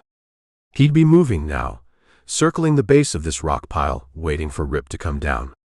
McCrae would figure the angles. He'd be waiting at the easiest spot. Rip looked down the far side. It wasn't a cliff, but it wasn't a slope either. It was a steep, chaotic jumble of shattered rock and loose scree, disappearing into a blackness so deep it felt like the end of the world. "Good ground for an ambush," the corporal's voice said, calm and professional. "You go down there, you're walking into a kill zone." "He's not there yet," Rip whispered, his breath a white plume in the cold air. He had to go down the hard way. The way no one would expect. He started working his swollen hand, the fingers stiff and clumsy as frozen sausages. He forced them to bend, a hot, grinding pain shooting up to his elbow. He needed the hand. He needed two of them to get down. Down below, Flint McCrae led his horse out from the scrub where he'd left it tied. He didn't look up the mountain. No point. The ghost was gone. He gave his horse a drink from his canteen, then took one himself. He walked to the mine entrance and looked at the tracks in the dust. His own. And the scuffed, dragging prints of the man he was hunting. He saw the fissure in the rock, a black crack leading straight up. "You're a climber," McCrae said to the empty night. He swung into his saddle. "Let's see how you are with the coming down." He didn't ride hard. He walked the horse in a wide, patient circle around the base of the mountain, his eyes scanning the ridgeline, looking for the path of least resistance. The path a tired, wounded man would choose. Rip didn't choose the easy path. He slung the saddlebag over his back, the weight of it settling between his shoulder blades. He turned and faced the rock, his belly pressed against the cold stone. He found a hold with his good hand, tested it, then started down, feeling for his next foothold with the toe of his boot. It was slow, blind work. The rock was sharp and unforgiving. It tore at his clothes and scraped the skin from his knuckles. His bad arm was a liability, a club he had to jam into crevices, hoping it would hold. A rock broke loose under his boot. He slid, a dozen feet of heart-stopping freefall, before his other boot caught on a ledge no wider than his hand. He hung there, his face pressed to the stone, the saddlebag trying to pull him off into the void. He waited for his heart to stop hammering, then he started moving again. One hold at a time. An hour later, Sheriff Brody and Jericho reined in their horses near the mine. The moon was up, a sliver of bone, and it gave the land a dead, silver light. "He was here," Jericho said. He wasn't looking at the ground. He was smelling the air. 2 men. One is gone. The other is still close. Brody dismounted, his joints stiff. "McCrae." Jericho slid from his pony and walked to the mine entrance. He knelt, his fingers brushing the dust. He didn't need light. He read the story with his hands. "McCrae waited here," he said, his voice flat. "Our man was inside." He pointed. He drank from the bad water. Brody looked into the black mouth of the mine. How'd he get past him? Jericho stood and walked to the fissure in the rock. He put a hand on the stone. "He didn't," he said. "He went up." Brody looked at the chimney, a vertical crack of blackness going up into the night. He looked at Jericho. The tracker's face was unreadable in the moonlight. A snakebit man climbed that, Brody said. It wasn't a question. It was disbelief. The tracks don't lie, Jericho said. He looked toward the bulk of the mountain. McCrae is hunting him now. Circling. Like a hawk. Rip felt the ground level out under his boots. He was down. He stumbled away from the rock face and fell to his knees in the soft sand of the wash, his body trembling with exhaustion. He had made it. He looked back the way he had come. The mountain was a black wall against the stars. It had saved him. It had almost killed him. He got to his feet. He was on the wrong side of the world, in the middle of nowhere with nothing. But the mountain was between him and them. For now. He looked east, where the sky was a shade less black. He picked a direction and started to walk, just another shadow moving through a land of shadows. Chapter 20. Dawn was a dirty gray line in the east. It gave the rocks shape, but no color. Rip kept his eyes on that line. It was the only thing that was straight in a crooked world. He walked with his head down, following the curve of the wash, his boots sinking in the soft sand. The cold of the night had settled deep in his bones, a cold that had nothing to do with the temperature. It was the cold of a body shutting down. His bad hand throbbed with a dull, distant pulse. He could move the fingers now. Barely. They felt like someone else's. He'd stumble every 20 yards or so, catching himself before he fell. The saddlebag was a lead weight. He thought about leaving it, just dropping it in the sand and walking away. But it was the only thing they wanted.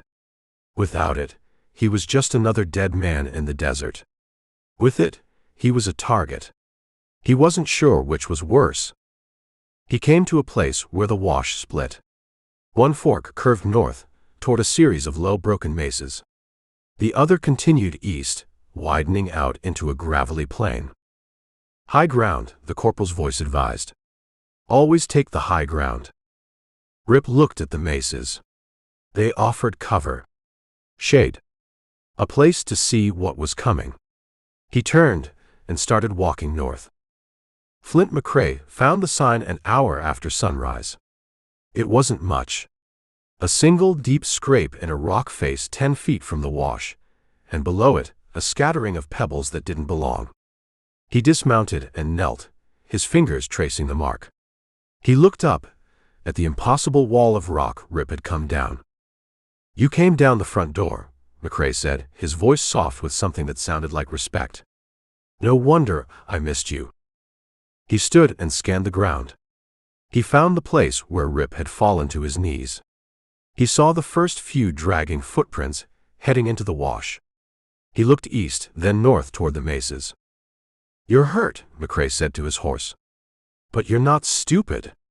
He swung back into the saddle, the leather creaking in the morning silence. He nudged the horse north. He didn't hurry. A hurried man misses things. And the ghost he was hunting didn't miss a thing. From the top of the mountain, Jericho watched McCrae through a pair of old brass field glasses. The bounty hunter was a small, dark figure, moving slowly across the pale landscape below. He found the trail, Jericho said. Sheriff Brody grunted. He'd spent the last 2 hours climbing a switchback mule trail to this vantage point, and his mood hadn't improved. So we're just going to sit up here and watch. The mountain is a wall, Jericho said, not lowering the glasses. Our man put it between him and the mine. Now he will use the mesas as a shield. He lowered the glasses and looked at Brody. He needs water. But he won't go to the river. Too open. Too far. There is a place. A tinaya. A rock tank that holds the rain. It's deep in those mesas. You know this for a fact. Jericho pointed. Not at the mesas, but further north, at a notch in the distant line of hills. That pass leads to the old Verde Road. It's the only way out of this basin without crossing 50 miles of salt. The tinaya is 2 miles south of that pass. He will go there." Brody thought about it. The tracker's logic was like a map. Clean. Simple. Deadly. And McCrae? "McCrae is hunting the man," Jericho said. "We will hunt the water." He turned and started back toward their horses. The sun was a hammer by the time Rip reached the first of the mesas. He found a sliver of shade in a rock chimney and collapsed, his back against the cool stone. The world was a bright, painful glare. He closed his eyes. The boy Miller was there, sitting cross-legged, polishing the brass on his uniform belt buckle. "You look tired, Rip," Miller said without looking up. "I am," Rip rasped. "They're still coming, you know." "I know. You can't outrun them all." Miller finally looked up, his eyes old and sad in his young face. "You're just trading one ghost for another." Rip opened his eyes. He was alone in the shade. The silence buzzed with the heat. He pulled himself to his feet. He had to keep moving. He looked deeper into the maze of red rock. Somewhere in here there had to be water. He could feel it. A desperate, animal certainty. He slung the saddlebag over his shoulder and started walking again, a man following a ghost's advice, hunted by two more. Chapter 21. The rock shimmered. The air was a thick, wavy glass that distorted everything. Rip put his good hand on a sandstone fin, the surface hot enough to cook meat. He leaned his weight on it, his head hanging. He was following a trail only he could see, a faint, dark line of dampness in the sand that wasn't really there. An animal instinct. A ghost of a memory of water. The mesas were a labyrinth designed by a mad god. Every canyon looked the same. Every rock formation was a twin to one he'd passed an hour ago. He was walking in circles. He knew it. But the circles were getting smaller. Tighter. "You're being herded, soldier," the corporal's voice said, dry as dust. "You feel it. They're pushing you into the pocket." "Shut up," Rip breathed. He slid down the rock and landed in the shade. The shade was a lie. It was just a different kind of heat. He looked at his swollen hand. The purple had faded to a mottled, sickly yellow at the edges. The poison was still in him, a slow engine of rot. He heard a sound. Not a voice. Not a horse. The buzz of a fly. Then another. He pushed himself to his feet and stumbled around a shoulder of rock. The Tinaya wasn't beautiful. It was a wound in the stone, a deep, bowl-shaped depression at the base of a cliff, maybe 50 feet across. The water in it was green and still, with a skin of algae and dead insects. But it was water. The flies buzzed in a thick, happy cloud over its surface. Rip didn't hesitate. He half slid, half ran down the sandy incline, the saddlebag thumping against his back. He fell to his knees at the edge, plunged his good hand into the lukewarm water, and brought it to his mouth. He drank, the water tasting of sun and rock and decay. It was the best thing he had ever tasted. He drank again, then splashed the water on his face, washing away the salt and the grit. He leaned back on his heels, his head light, the world spinning in a slow, lazy circle. He was exposed. He knew it. A perfect target in the bottom of a bowl. He didn't care. He needed the water more than he needed to be safe. 2 miles away, Sheriff Brody dismounted and handed his reins to Jericho. They were on a high ridge overlooking the maze of canyons. "You're sure?" Brody asked, his voice low. Jericho didn't answer. He pointed. A thin column of disturbed dust, almost invisible against the rock, was settling in a canyon below them. It was a sign no one else would have seen. A man sliding down a sandy bank in a hurry. "He is thirsty," Jericho said. He unslung his rifle, the movement smooth and practiced. "We will go down on foot." The horses make too much noise. Brody pulled his own Winchester from its scabbard. What about McCrae? He follows the tracks, Jericho said, his gaze sweeping the canyons to the south. He is a straight line. We are a circle. The circle always arrives first. He started down a narrow, nearly invisible game trail, his moccasins making no sound on the rock. Flint McCrae saw the same sign. He wasn't on a ridge. He was in the maze, his horse picking its way carefully through the rocks. He saw the dust and reined in, his eyes narrowed. The trail he'd been following was clear, easy. A man getting tired, getting desperate. But the dust was wrong. It was too close. Too sudden. An ambush, he said to his horse. The animal's ears twitched. McCrae slid his pistol from its holster. He didn't like it. The ghost he was hunting wasn't the kind to set a clumsy trap. Which meant someone else was here. He dismounted, tying his horse to a dead juniper. He would go the rest of the way on foot.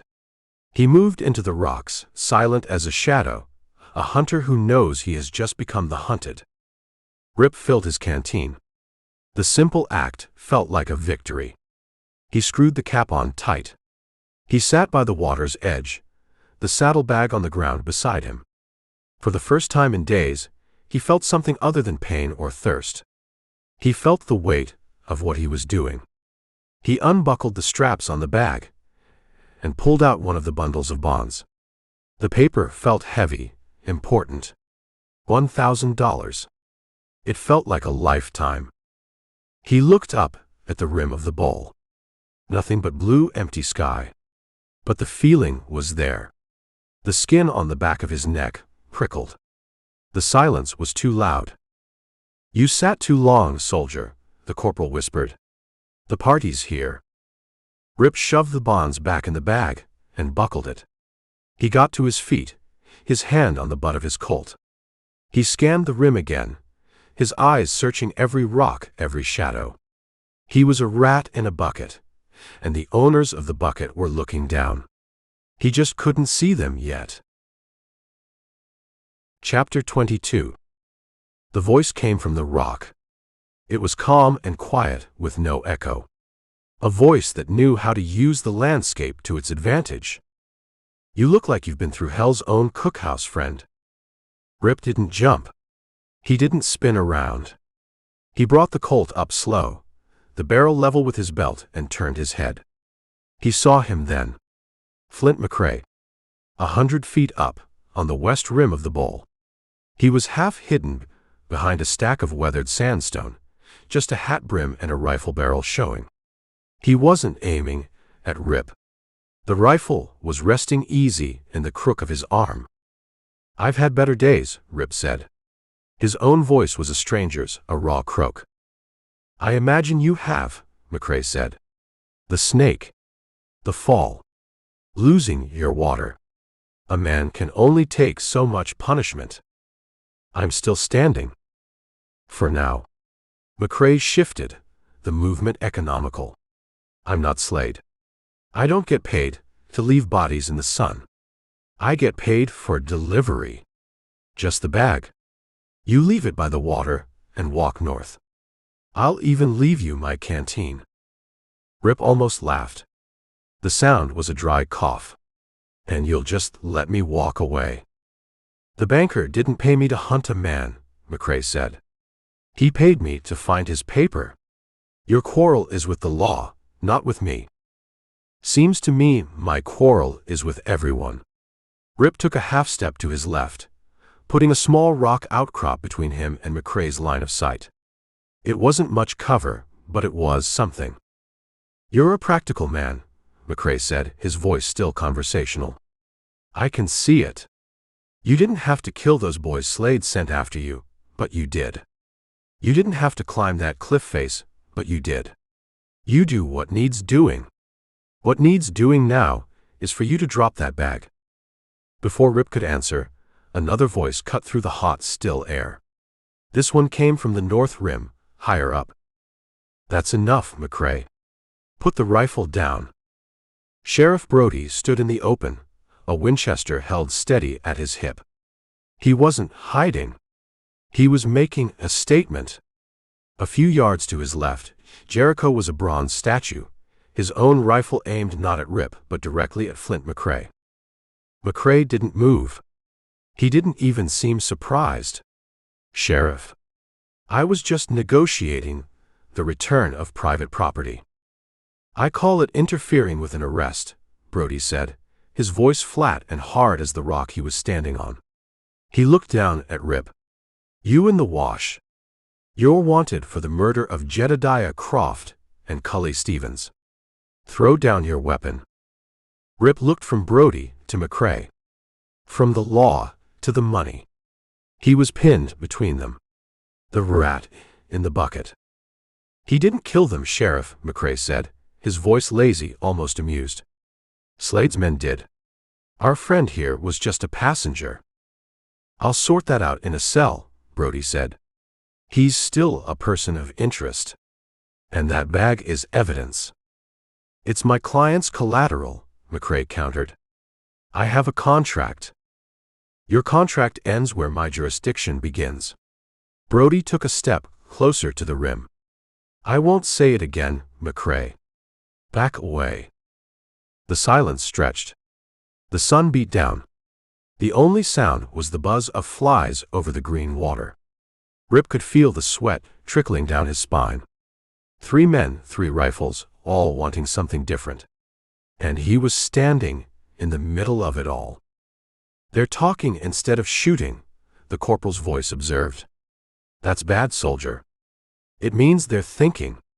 A thinking man is more dangerous than a mad dog." Rip shifted his weight.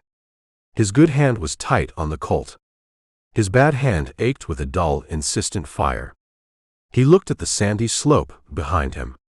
Too steep. Too open. He looked at the sheer cliff face. No way up. "It seems," Flint McCrae said, his voice breaking the silence, "that we have a situation." He still hadn't moved. The rifle was still cradled in his arm. But Rip knew. McCrae had already made a choice. Brody had made his. Now it was his turn. And every choice he had left ended in smoke. Chapter 23. Rip's mind was clear. The heat, the poison, the ghosts, they were all gone. There was only the geometry of the moment. 3 men on a triangle of rock, and him at the center. "The bag," Rip said, his voice loud enough to carry to both rims. "You both want it. What's in it that's worth all this?" "That's not your concern," Brody's voice boomed down. "It's evidence." "It's my payday," McCrae said, his voice a lazy drawl that didn't match the tension in the air. End of story. "The banker, Abernathy," Rip said, his eyes on Brody. He seemed mighty nervous for a man just waiting on a regular shipment. Almost like he was expecting it to go missing. He saw Brody shift his weight. A flicker of doubt. That was all Rip needed. "You talk too much," McCrae said. He brought the rifle up, the movement a fluid, deadly thing. Jericho's rifle cracked. The shot was a flat, hard sound that bounced off the rock walls. It wasn't aimed at McCrae. It hit the stone a foot from his head, spraying a shower of sandstone chips. A warning. McCrae didn't flinch. His eyes were on Rip. That was the moment. Rip didn't draw his pistol. He didn't run. He grabbed the heavy leather saddlebag by the strap, swung it once and threw it. Not at Brody. Not at McCrae. He threw it high and out, a dark, spinning shape against the bright, empty sky. It landed with a flat, ugly splash in the center of the green tenaya. For a full second, nobody moved. The bag floated, obscene on the scummy water. Bubbles gurgled up around it as it slowly, deliberately began to sink. McCrae swore, a single violent word. His payday was going to the bottom of a mud hole. He forgot about the sheriff. He forgot about Jericho. He brought his rifle to bear on Rip. Rip was already moving. He ran, not up the sandy slopes, but along the water's edge, directly toward the sheer southern cliff face that offered no escape. The world exploded in noise. McCrae's rifle boomed, the bullet slapping the water where Rip had been a second before. Jericho's rifle answered instantly, and McCrae grunted, stumbling back from the rim, his hat flying from his head. Brody was yelling something, lost in the echo of the shots. Rip reached the cliff. It wasn't a sheer wall. It was a mess of cracks and chimneys, a place a lizard might live. He found a handhold with his good hand, jammed the toe of his boot into a fissure, and started to climb. He was a perfect target, a black shape crawling up a red wall. Brody fired. The bullet whined past Rip's ear and ricocheted off the rock with a high, angry scream. Rip didn't look back. He kept climbing, his muscles screaming, his bad hand a useless anchor. The rock scraped his skin raw. He risked a glance down. Brody was trying to get a clear shot, moving along the rim. Jericho was gone, probably dealing with McCrae. The saddlebag was a dark patch now, almost completely submerged in the green water. Rip found a ledge, a sliver of rock barely wide enough for his boots. He pressed his body flat against the cliff face, his cheek scraping the hot stone. He had to rest. His lungs were on fire. "They expect you to go up," the corporal's voice said, calm in the middle of the chaos. "Don't do what they expect." Rip looked sideways. A narrow chimney, a vertical crack in the rock, was 3 feet to his left. It was a tight squeeze, full of shadows. He launched himself sideways, his boots scrabbling for purchase. He caught the edge of the chimney and swung his body into the darkness. He was hidden. He leaned against the back of the chimney, the rock cool on his sweat-soaked shirt. He could hear Brody yelling his name from the rim above, his voice frustrated. He heard another shot, far off. A pistol this time. McCrae. He wasn't out of it yet. Rip looked up. The chimney went all the way to the top. It was a hard climb, but it was a climb in the dark. He took a breath, set his shoulders against the rock, and started to inch his way upward, leaving the battle at the waterhole behind him. He was out of the bucket. But he was still in the desert, and now everyone was bleeding. Chapter 24. Sheriff Brody stood on the rim rock, the Winchester hot in his hands. The canyon below was quiet again. Too quiet. He could see the dark, spreading stain of the saddlebag under the green water. He could not see Rip. The man had vanished into the rock itself. "He's gone," Brody said to the empty air. Jericho appeared at his side, moving without a sound. He held his rifle in one hand. The chimney. He went up. A man with one good arm and a belly full of poison climbs a sheer cliff. Brody shook his head. "It doesn't make sense." "He is not a man who makes sense," Jericho said. He looked across the canyon to the opposite rim. The other one. McCrae. Brody spat into the dust. "Go see if he's dead. If he isn't, tell him he has until the count of 10 to ride out of my jurisdiction before I put him in the ground myself." Jericho nodded once and was gone, melting back into the rocks. Brody was alone. He looked down at the water hole. His evidence was sinking in that filth. He holstered his pistol, slung the rifle over his shoulder, and started the long, careful climb down the sandy slope to the canyon floor. His boots sent small rivers of gravel sliding ahead of him. The air in the bowl was thick and smelled of stagnant water and decay. Flies buzzed over the surface of the Tenaya, a shimmering black cloud. Brody didn't hesitate. He took off his gun belt and hung it on a dead skeletal branch of a mesquite bush. He waded into the pool. The water was warm and slimy. The mud at the bottom sucked at his boots, trying to pull him down. It came up to his waist, the green scum clinging to his trousers. He felt around with his feet, his face a mask of disgust. He found it, a heavy waterlogged lump. He bent over, plunged his arms into the foul water up to his elbows, and hauled the saddlebag out. It dripped green slime and stank of rot. He carried it to the bank and dropped it on the sand. He stood there for a moment, dripping, water running in rivulets from his clothes. He unbuckled the straps. The leather was slick and swollen. Inside, the bearer bonds were a sodden, pulpy mess. The ink was running on some of them, but they were mostly intact. A fortune in wet paper. He spread a few out on a flat, sun-baked rock to dry. He heard a scuff of boots behind him. Flint McCrae stood there, his left arm bound tight with a strip torn from his own shirt. A dark red stain was spreading through the makeshift bandage just below the shoulder. His hat was gone, and a long bloody scrape ran from his temple into his hairline. Jericho stood 20 feet behind him, his rifle held at a low, easy ready. "That's my property, Sheriff," McCrae said. His voice was tight with pain. "It's my evidence," Brody said without turning around. "Jericho told you to ride." "He did. But I wanted to see the man who'd wade through hell for a bag of wet paper." McCrae took a step closer. "You're a stubborn son of a bitch, Brody. I'll give you that." "And you're a ghoul who follows death for a living," Brody said. "Get on your horse." McCrae looked at the bonds drying on the rock. "You really think he killed those men on the wagon?" "The law says he's the prime suspect." McCrae laughed, a short, sharp sound that ended in a grunt of pain. "The law is an ass. That man is a survivor. He's not a backshooter. Slade is a backshooter. And the banker who hired him. Abernathy. He's the kind of man who pays other men to shoot people in the back." He looked up at the cliff where Rip had disappeared.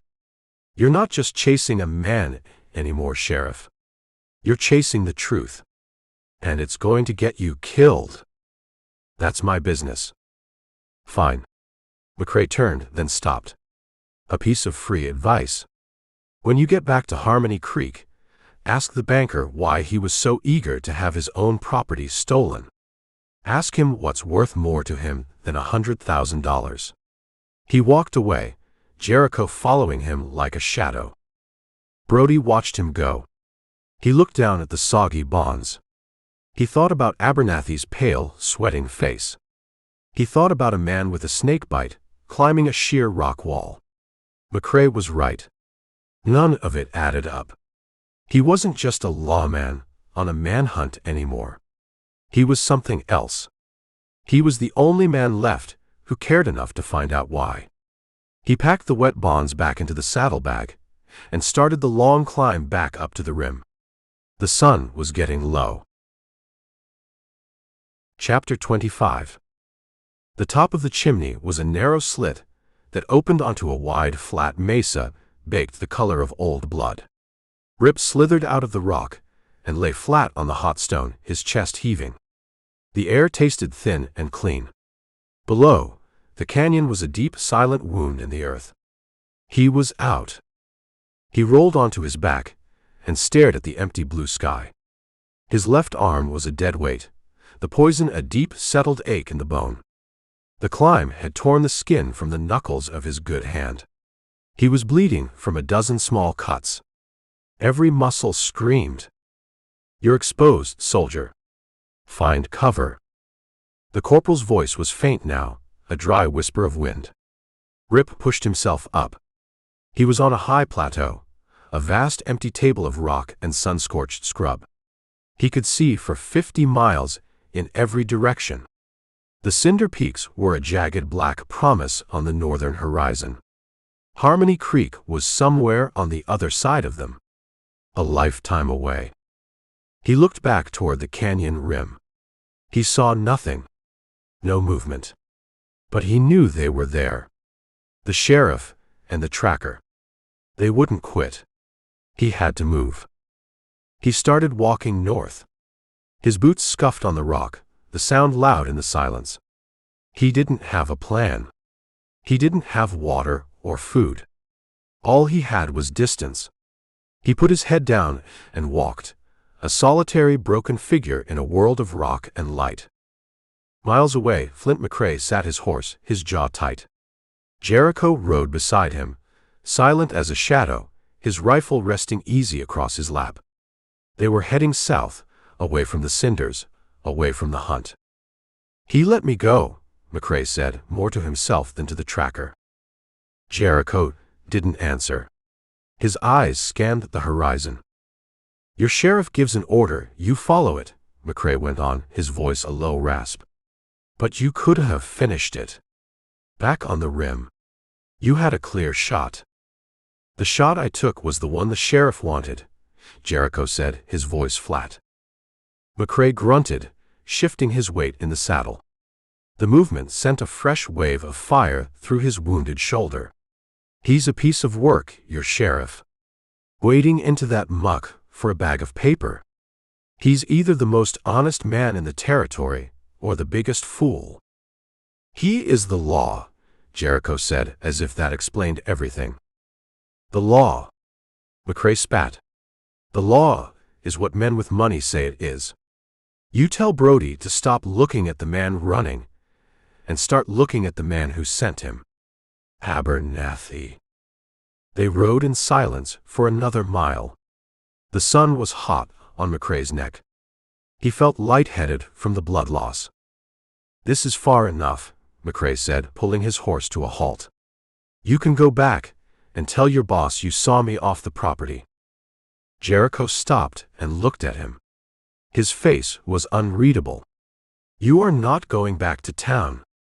It wasn't a question. "I've got business in Sterling first," McCrae said. "A man I need to talk to. A man who used to ride with Slade." He gave Jericho a look that was pure, cold calculation. "There's more than one way to get paid. The banker's holding the purse strings, but Slade is the one holding the knife. You can't have one without the other." Jericho just watched him. "You tell Brody that," McCrae said. He turned his horse west toward Sterling. "Tell him the game isn't over. It's just getting interesting." He spurred his horse and rode away without looking back, a lone rider with a bloody shirt and a new idea. Jericho watched until he was a small speck in the shimmering heat. Then he turned and rode back toward the Tenaya. He found Brody on the rim, the wet bonds laid out on his saddle blanket, drying in the sun. The saddlebag lay beside them, stained and stinking. "He's gone," Jericho said. "Rode for Sterling. Said to tell you the game is just getting interesting." Brody grunted. "He say anything else?" "He said to ask the banker who holds the knife." Brody stood up and looked north across the empty mesa where Rip had disappeared. He thought of Abernathy's sweating, nervous face. He thought of McCrae, a man who would ride into hell for money, now talking about games and knives. "Find his trail, Jericho," Brody said, his voice quiet. Jericho knelt. He scanned the rock, his eyes seeing a story no one else could. He pointed to a faint scuff mark, a single clear boot print in a patch of dust. He went that way. North. Toward the cinders. Jericho looked up.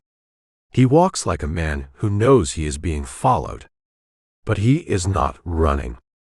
Brody packed the half-dry bonds back into the saddlebag. He was tired. His bones ached. He wanted a hot meal and a clean bed. But he was closer to something than he had been in a long time. Not just to a man, but to a reason. "Let's go," he said, swinging into his saddle. "I want to hear his side of the story before this goes any further." They rode north, following a trail only one of them could see, two patient hunters chasing a ghost into the falling night. Chapter 26. The sun hammered the rock, and the rock threw the heat right back. Rip walked through a world made of glare. His shadow was a short, dark thing that clung to his boots. He'd stopped sweating hours ago. His skin was tight and dry, caked with dust and salt. "Water discipline, soldier. You sip. You don't gulp." "Don't have any to sip," Rip rasped. His tongue was a piece of dry wood. He stumbled, his boot catching on a crack in the stone. He didn't fall. Falling was a luxury. It meant you had the strength to get up again. He just stood there, swaying, the whole world tilting on a slow, greasy axis. The cinder peaks were still there, a black saw against the sky. They weren't getting any closer. He thought he saw a man waiting for him, standing by a scrub juniper half a mile ahead. A ghost in a dusty blue uniform. Miller. The boy was holding out his canteen again. Rip didn't even try to reach for it this time. He just blinked, and the boy dissolved into the heat shimmer. "He is slowing," Jericho said. Sheriff Brody looked at the scuff mark in the dirt. It was deeper than the last one, the toe dragged. "So are we." He wiped a sleeve across his forehead, smearing the grime. The horses' heads were low, their steps a slow, plodding rhythm. Brody looked at the sky to the west. A dark line was building on the horizon, the color of a fresh bruise. "Storm's coming." "An hour. Maybe 2, Jericho said. "It will wash out the trail." "Then we'd better be closer than we are now." Brody nudged his horse forward. The animal grunted, but obeyed. He looked at the vast, empty mesa ahead. He felt like he was chasing a rumor. A man couldn't survive out here this long. Not on foot. Not wounded. Yet the trail went on. What do you think is keeping him going? Jericho considered the question for a long time. "He does not believe he can die," he said, as if it were the simplest fact in the world. The town of Sterling smelled of stale beer, cheap perfume, and manure. It was a place where men came to spend their money and lose their tempers.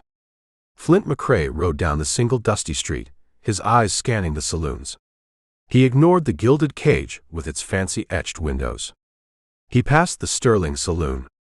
He stopped in front of a place called the Water Hole. The sign was faded, the wood warped. It was the right kind of place. He swung down from his horse, the movement stiff. The pain in his shoulder was a hot, steady throb. He tied the reins to the hitching post and pushed through the batwing doors. The place was dark and mostly empty. A bartender with a face like a sour dishcloth was wiping the bar. 2 old prospectors were arguing in a corner. At a back table, a man sat alone, nursing a glass of whiskey.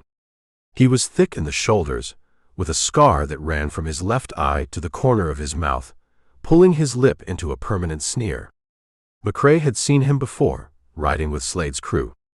His name was Cale. McCrae walked to the bar. "Whiskey." The bartender poured a shot without a word.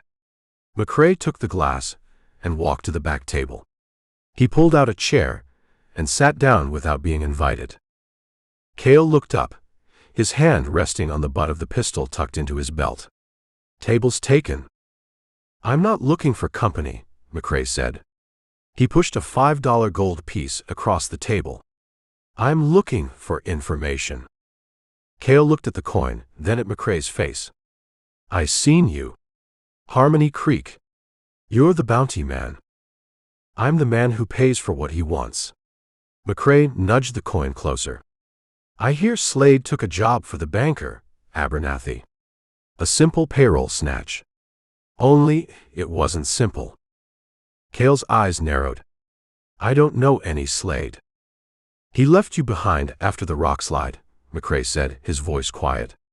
"Left you and 2 others for dead. A man does that, he doesn't have friends. He just has witnesses." Cale's hand tightened on his pistol. "That payroll," McCrae went on, ignoring the threat. "It wasn't payroll, was it? It was bearer bonds. But there was something else in that wagon. Something the banker wanted gone, even more than he wanted the bonds. Something in a canvas-wrapped crate." McCrae leaned forward. "What was in the crate, Cale?" Cale stared at him, the sneer on his face twitching. He looked at the gold coin. He looked at the door. Rip felt the first gust of wind. It was hot, like the breath from an oven, and it carried the smell of rain.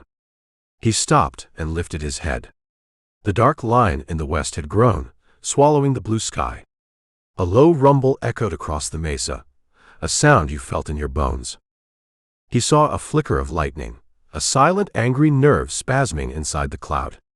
The air grew heavy, thick with a waiting stillness. The sun was gone, hidden behind the approaching wall of darkness. He started walking again, faster now. He didn't know where he was going. He just knew he had to be somewhere else when the sky broke open. A single drop of rain, fat and heavy, hit the back of his neck. It wasn't cool. It was warm as blood. Then another hit his cheek. He stopped and turned his face to the sky, his mouth open, as the first scattered drops began to fall on the thirsty rock. Chapter 27. The rain did not fall. It attacked.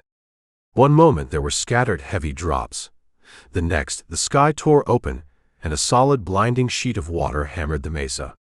It hit the baked rock with a sound like 1,000 drums.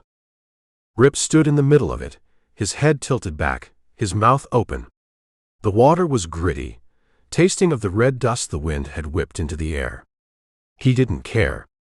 It was water. He drank until he choked, sputtering, the cold shock of it making him gasp. It wasn't relief. It was a violent resurrection. Lightning spider-webbed across the black sky, a silent, flickering web of white fire, and the thunder that followed was not a rumble, but a physical blow that shook the rock under his boots. The wind came in a solid wall, trying to tear him from his feet. The world was noise and water and flashing, momentary light. He was going to drown on a desert mesa. The irony was a bitter taste in his mouth. He started moving, half-blinded, leaning into the wind. In one of the lightning flashes, he saw it, a dark slash in the ground 100 yards away. A washout. A place where the water ran when it came. It was either a trap or a tomb, but it was the only shelter in a world that had come apart. He stumbled toward it, the ground turning to slick, treacherous mud under his boots. He slid the last 10 feet, landing hard in the shallow arroyo. A river of red water, already a foot deep, was tearing through it. He pressed himself against the cut bank, under a small overhang of rock and roots, and watched the storm try to kill the world. "It is gone," Jericho said. He did not have to raise his voice. The wind snatched the words away. He and Sheriff Brody were huddled in the lee of a granite outcrop, a formation of rocks that looked like a giant's fist. The horses stood behind them, heads down, tails to the wind, miserable. The rain came down so hard, it bounced a foot off the ground. "The trail!" Brody yelled over the roar. Jericho just looked at him. The question was foolish. There was no trail. There was no ground. There was only a moving sea of red water. "He can't survive this," Brody said, more to himself than the tracker. No man could. Jericho pulled the collar of his slicker tighter around his neck. Water dripped from the brim of his hat. "He is not a man. He is a piece of the storm. He will find a place." He looked out into the gray, driving chaos. The water gives him life. It takes away his tracks. It is his friend now. Brody watched a river form where there had been a dusty plain an hour ago. He thought of the wet, pulpy bonds in his saddlebag. Evidence. It felt like a joke. He was chasing a man through a flood for a bag of wet paper. And the man he was chasing was more ghost than flesh. "We wait for the rain to stop," Brody said. "Then we ride for the cinders." He was heading north. "We'll pick up his trail on the other side." Jericho nodded slowly. "If he makes it to the other side." In Sterling, the rain hammered on the saloon's tin roof, a relentless, deafening drumbeat. Inside, it was dark, the air thick with the smell of wet wool and whiskey.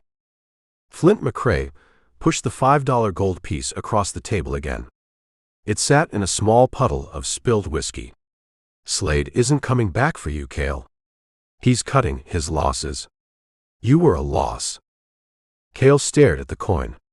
His hand hovered over the butt of his pistol, but there was no conviction in it. What was in the crate? McCrae's voice was low, patient. Books? Cale finally mumbled, his eyes darting toward the door. Schoolbooks? Bibles? Ledgers, Cale said. He licked his lips. From the bank. McCrae leaned back, a slow smile touching his lips. It didn't reach his eyes. Abernathy's books. His real books. Slade was supposed to take the bonds and the crate. Burn the crate. Make it look like a simple robbery gone wrong. Nobody was supposed to get killed. Cale looked at McCrae, his face a mask of sweat and fear. But the walker, the man on foot, he showed up. He wasn't part of the plan. He grabbed the wrong bag and ran. And Slade couldn't leave a witness, McCrae finished for him. He said the books were the real prize, Cale whispered. He said they were worth 10 times the bonds to the right people. Proof of every crooked loan, every foreclosure, every land grab Abernathy's been running for 5 years. So that was it. Not a robbery. It was a cleaning service. Abernathy hadn't been robbed. He'd hired Slade to steal and destroy the evidence of his own crimes. And Rip had walked right into the middle of it, and walked out with the one thing they couldn't afford to lose. McCrae stood up. He left the gold coin on the table. You did the right thing, Cale. He walked to the door, the pain in his shoulder a dull, steady fire. He had it now. He had the whole story. He pushed through the batwing doors and into the deluge, a man with a purpose. He wasn't hunting a bounty anymore. He was hunting a banker. Rip lay under the overhang, the red water rushing past his boots. He scooped it up in his good hand, letting the grit settle before he drank. It was mud, but it was life. The deep throbbing ache of the poison in his arm seemed to lessen, diluted by the water. He was cold. He was shivering. But for the first time in days, he wasn't thirsty. The storm had washed the world clean. It had washed him clean. He had no trail. He had no name. He was just a man, waiting for the rain to stop.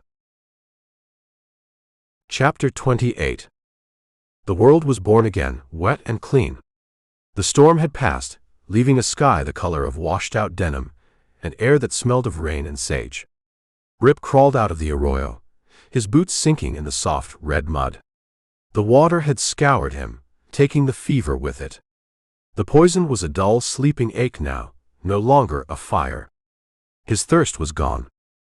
He stood in a landscape of shining rock and temporary rivers. Every crack and crevice gushed with water, the desert drinking its fill. His trail was gone, washed away as if he had never existed. He was a ghost with a new start. He looked north. The cinder peaks seemed closer, their black edges sharp against the clean sky. He started walking. He didn't hear a horse. He didn't hear a boot scrape on rock. He saw a shadow detach itself from a tall slab of sandstone, and a man stepped out. Flint McCrae stood 100 feet away, a rifle held easy in the crook of his arm. His horse was behind the rock, out of sight. McCrae's shirt was dark with old blood at the shoulder, but he stood as if he'd been waiting for a stagecoach, patient and still. Rip didn't stop. He didn't run. He changed direction, moving deliberately toward a jumble of granite boulders that offered the only cover on the flat, wet stone. No need for that, McCrae's voice carried on the clean air. We're past the running part. Rip reached the boulders and slid behind the biggest one. He sank to one knee, his hand resting on the butt of his Colt. The rock was cool and damp. He peered around the edge. McCrae hadn't moved. He hadn't even raised the rifle. You look like hell, McCrae said. It wasn't an insult. It was a statement of fact. You're not looking so good yourself, Rip answered. McCrae touched his wounded shoulder, a small, thoughtful gesture. A misunderstanding. We've got bigger problems. He took a few steps closer, stopping in the open. He was giving Rip a chance. Or a target. The bag you threw in the water hole. I hear the sheriff fished it out. It was heavy, Rip said. Paper usually is, when it's soaked. But that wasn't the prize, was it? You grabbed the wrong bag. Rip watched him, saying nothing. I had a talk with one of Slade's men over in Sterling, McCrae said. He was talking to the rock, but the words were for Rip. A fellow named Cale. He was feeling chatty. Turns out Abernathy, the banker, wasn't getting robbed. He was paying for a cleaning service. The pieces clicked into place in Rip's mind. The 2 dead men on the wagon seat. The ambush that was too clean, too fast. There was a crate in that wagon, McCrae went on. Canvas wrapped. Full of the bank's real ledgers. Proof of every crooked deal he's run for the last 5 years. Slade was supposed to snatch the bonds to make it look good, and burn the crate. Make the evidence disappear.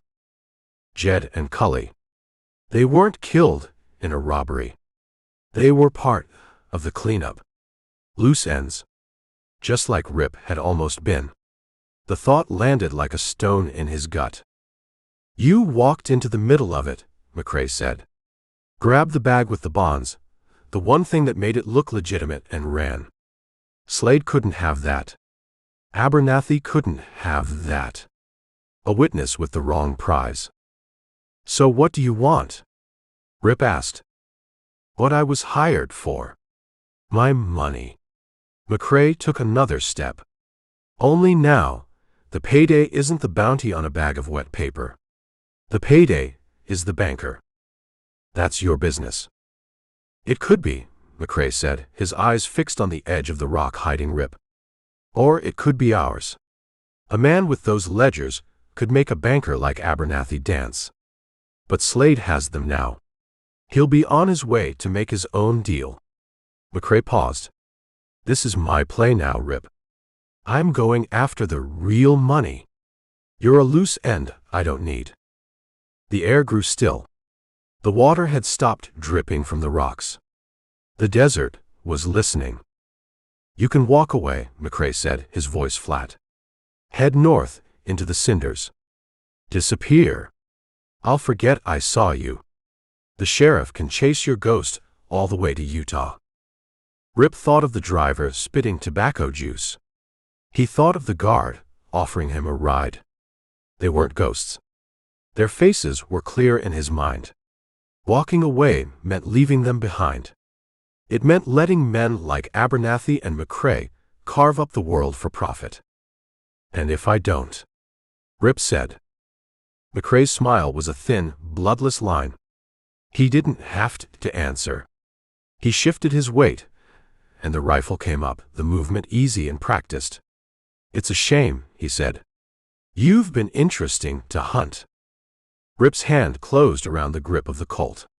The hammer came back with a soft, oily click. The sound was loud in the sudden, waiting silence. Chapter 29. The rifle barrel was a black, unblinking eye. McCrae held it steady, his cheek tight against the smooth wood of the stock. He wasn't aiming at the rock. He was aiming at the space where a man's head would appear. Rip didn't give him the target. He stayed low, the Colt heavy in his good hand. He could hear the soft drip of water from the ledge above him, a slow, patient clock ticking off the last seconds of a man's life. Maybe his. Maybe McCrae's. You think about it too long, you lose, McCrae said, his voice a low murmur. You should know that. Rip knew it. He'd learned it in a field of wet grass outside a church in Tennessee. Thinking was what got Miller killed. He thumbed the hammer back on his Colt. Don't fight the man, the corporal's voice said, clear as a bugle call in his mind. Fight the ground he stands on. Rip looked at the wet, muddy earth in front of his boulder. It was soft, churned up by the rain. A patch of it was almost liquid. He fired. The shot was deafening in the clean air. It didn't go toward McCrae. It hit the mud, 10 feet in front of him. The bullet slapped into the red sludge, sending a spray of wet grit and rock fragments up and out. It was enough. McCrae flinched. Not a lot, just a tightening of his eye, an involuntary jerk as the mud peppered his face. His rifle wavered for a fraction of a second. Rip was already moving. He didn't rise. He rolled out from behind the boulder, his bad arm screaming a protest. He fired again from the ground, the pistol bucking in his hand. The bullet took McCrae in the thigh. It wasn't a clean shot. It tore through the muscle, spinning him around. The rifle fired, a convulsive reaction, the shot going wild and harmless into the gray sky. McCrae went down on one knee, his face a mask of surprise and white-hot pain. He tried to bring the rifle back around, but his leg wouldn't hold him. He collapsed onto his side, the rifle clattering on the wet rock. Rip was on his feet, walking toward him, the Colt held steady. He stopped a few feet away, the muzzle pointed at the center of McCrae's chest. McCrae looked from the hole in his leg to Rip's face. There was no fear in his eyes. Just a kind of weary, professional curiosity. "You had the headshot," he said, his voice tight with pain. "Didn't want it," Rip said. "Sloppy." "Clean enough."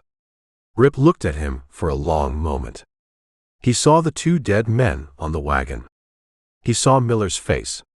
He saw a long line of ghosts. Killing this one wouldn't make them go away. It would just add another one to the procession. He lowered the pistol. "We're done." He walked past McCrae to the tall slab of sandstone. The bounty hunter's horse, a fine-looking bay, stood waiting, its reins trailing. Rip gathered them up. He walked back and picked up McCrae's rifle. He worked the lever, ejecting the spent shell, and tucked the weapon under his arm. He looked down at the man on the ground. "There's a canteen on my saddle," McCrae grunted. "You'll need it." Rip didn't answer. He swung up onto the bay, the movement clumsy but sure. The horse was strong under him, its energy a stark contrast to the bone-deep weariness that had settled into Rip's soul. He looked down the trail he had walked, a long winding path of rock and mud and blood. Then he looked toward Harmony Creek. A cold drizzle had started to fall again, the sky closing in soft and gray. It would cover his tracks. "Rip," McCrae called out. His voice was strained. "Abernathy. He'll have men watching the town. You walk in the front door, you're a dead man." Rip didn't look back. He nudged the bay with his heels, and the horse moved out at a steady walk, its hooves making soft sucking sounds in the mud. He rode into the falling rain, a man with no name and no trail, leaving a wounded hunter and a world of trouble behind him, with one last debt to pay. Chapter 30. Harmony Creek was a town of mud and ghosts. The rain had turned the main street into a river of red sludge, the water pooling deep in the wagon ruts. No one was out. The windows of the saloon were steamed over, the livery door shut tight against the damp. It was a town holding its breath. Rip rode in from the north, not on the main trail, but through a stand of waterlogged cottonwoods that bordered the creek. He left McCrae's horse tied in the trees, its reins looped over a low branch. The animal was tired, but it would be there if he needed it. He didn't think he would. He walked into town using the back alleys, his boots making sucking sounds in the mud. He kept to the shadows of the overhangs, a gray man in a gray world. McCrae had warned him Abernathy would have men watching. He saw them. One, a man with a shotgun, sat in the dry spot on the undertaker's porch, pretending to whittle a stick. Another watched the street, from the window of the assayer's office. Amateurs. They were looking for a man riding in, not a man who was already there. The back of the Harmony Creek Bank and Trust was a plain brick wall with one window barred and a thick oak door. The door was unlocked. Men like Abernathy didn't worry about the back door. They worried about the front. The office smelled of wet wool, stale cigar smoke, and fear. Elias Abernathy was standing at his front window, staring out at the empty, muddy street. He was wearing the same wool vest, his hands clasped behind his back. He didn't hear Rip come in. Rip closed the door. The click of the latch was loud in the quiet room. Abernathy spun around, his hand flying to his chest. His face, already pale, went the color of old paper. He saw a man who looked like he'd been dug out of a grave. Caked in mud, clothes in tatters, a face bruised and scraped, with a left arm lashed to his chest and a Colt in his right hand. "You," Abernathy breathed. "Me," Rip said. His voice was a dry rasp. He walked to the center of the room, the pistol held easy at his side. He wasn't pointing it. He didn't need to. "What do you want?" Abernathy stammered, backing away, until his desk pressed into his spine. "The bonds. The sheriff has them. I don't know where they are." "I don't want the bonds," Rip said. "They were never the point, were they?" He looked around the office. The fancy desk, the leather chairs, the framed map on the wall. "This is a nice setup. Must have cost a lot of money." "I don't know what you're talking about." "I think you do," Rip said. He took a step closer. Abernathy flinched. "I think you know about a man named Slade, and a canvas-wrapped crate full of books." The color drained completely from Abernathy's face. His mouth opened, but no sound came out. "Ledgers," Rip said, the word dropping into the silence like a stone. "Your real ledgers. The ones that show how you built all this." He gestured with the barrel of the Colt. Slade was supposed to burn them. Make it all look like a simple robbery. But he didn't. He has them now. I imagine he'll be asking for a lot more than you originally offered. "This is insane," Abernathy whispered, his eyes darting toward the street. He was looking for his men with the guns. "They're still out there," Rip said, reading his mind. "But they're looking the wrong way." He laid McCrae's rifle on the banker's pristine desk. The wet, muddy stock left a smear on the polished wood. "Jedediah and Cully. They were good men. They gave me a ride." The mention of the dead wagon drivers seemed to break something in Abernathy. His composure shattered, leaving only a raw, twitching fear. "What do you want from me?" Rip looked at the man. He saw the rot behind the starched collar. He thought of the long, bloody trail from the wagon to here. He thought of the ghosts. He didn't want money. He didn't want revenge. He just wanted it to be over. "Nothing," Rip said. He turned and walked toward the back door. "Wait," Abernathy cried out, a desperate pleading sound. "We can make a deal." Rip paused at the door, but he didn't look back. "Your problem now." He stepped out into the gray afternoon and closed the door behind him. He didn't go for the horse. He walked around the building, out onto the main street, his boots sinking into the mud. He was done running. A single rider was coming into town from the south. Sheriff Brody. He saw Rip and reined in, his horse splashing in a deep puddle. The lawman's face was drawn and tired, his slicker covered in a week's worth of trail dust and rain. Jericho was 100 yards behind him, a silent shadow. Brody looked at Rip. He looked at the bank. He looked back at Rip. He saw the useless arm, the exhaustion that went deeper than bone. He saw a man who had been to hell and hadn't bothered to wipe his boots on the way back. The front door of the bank flew open. "Sheriff!" Abernathy screamed, his voice cracking.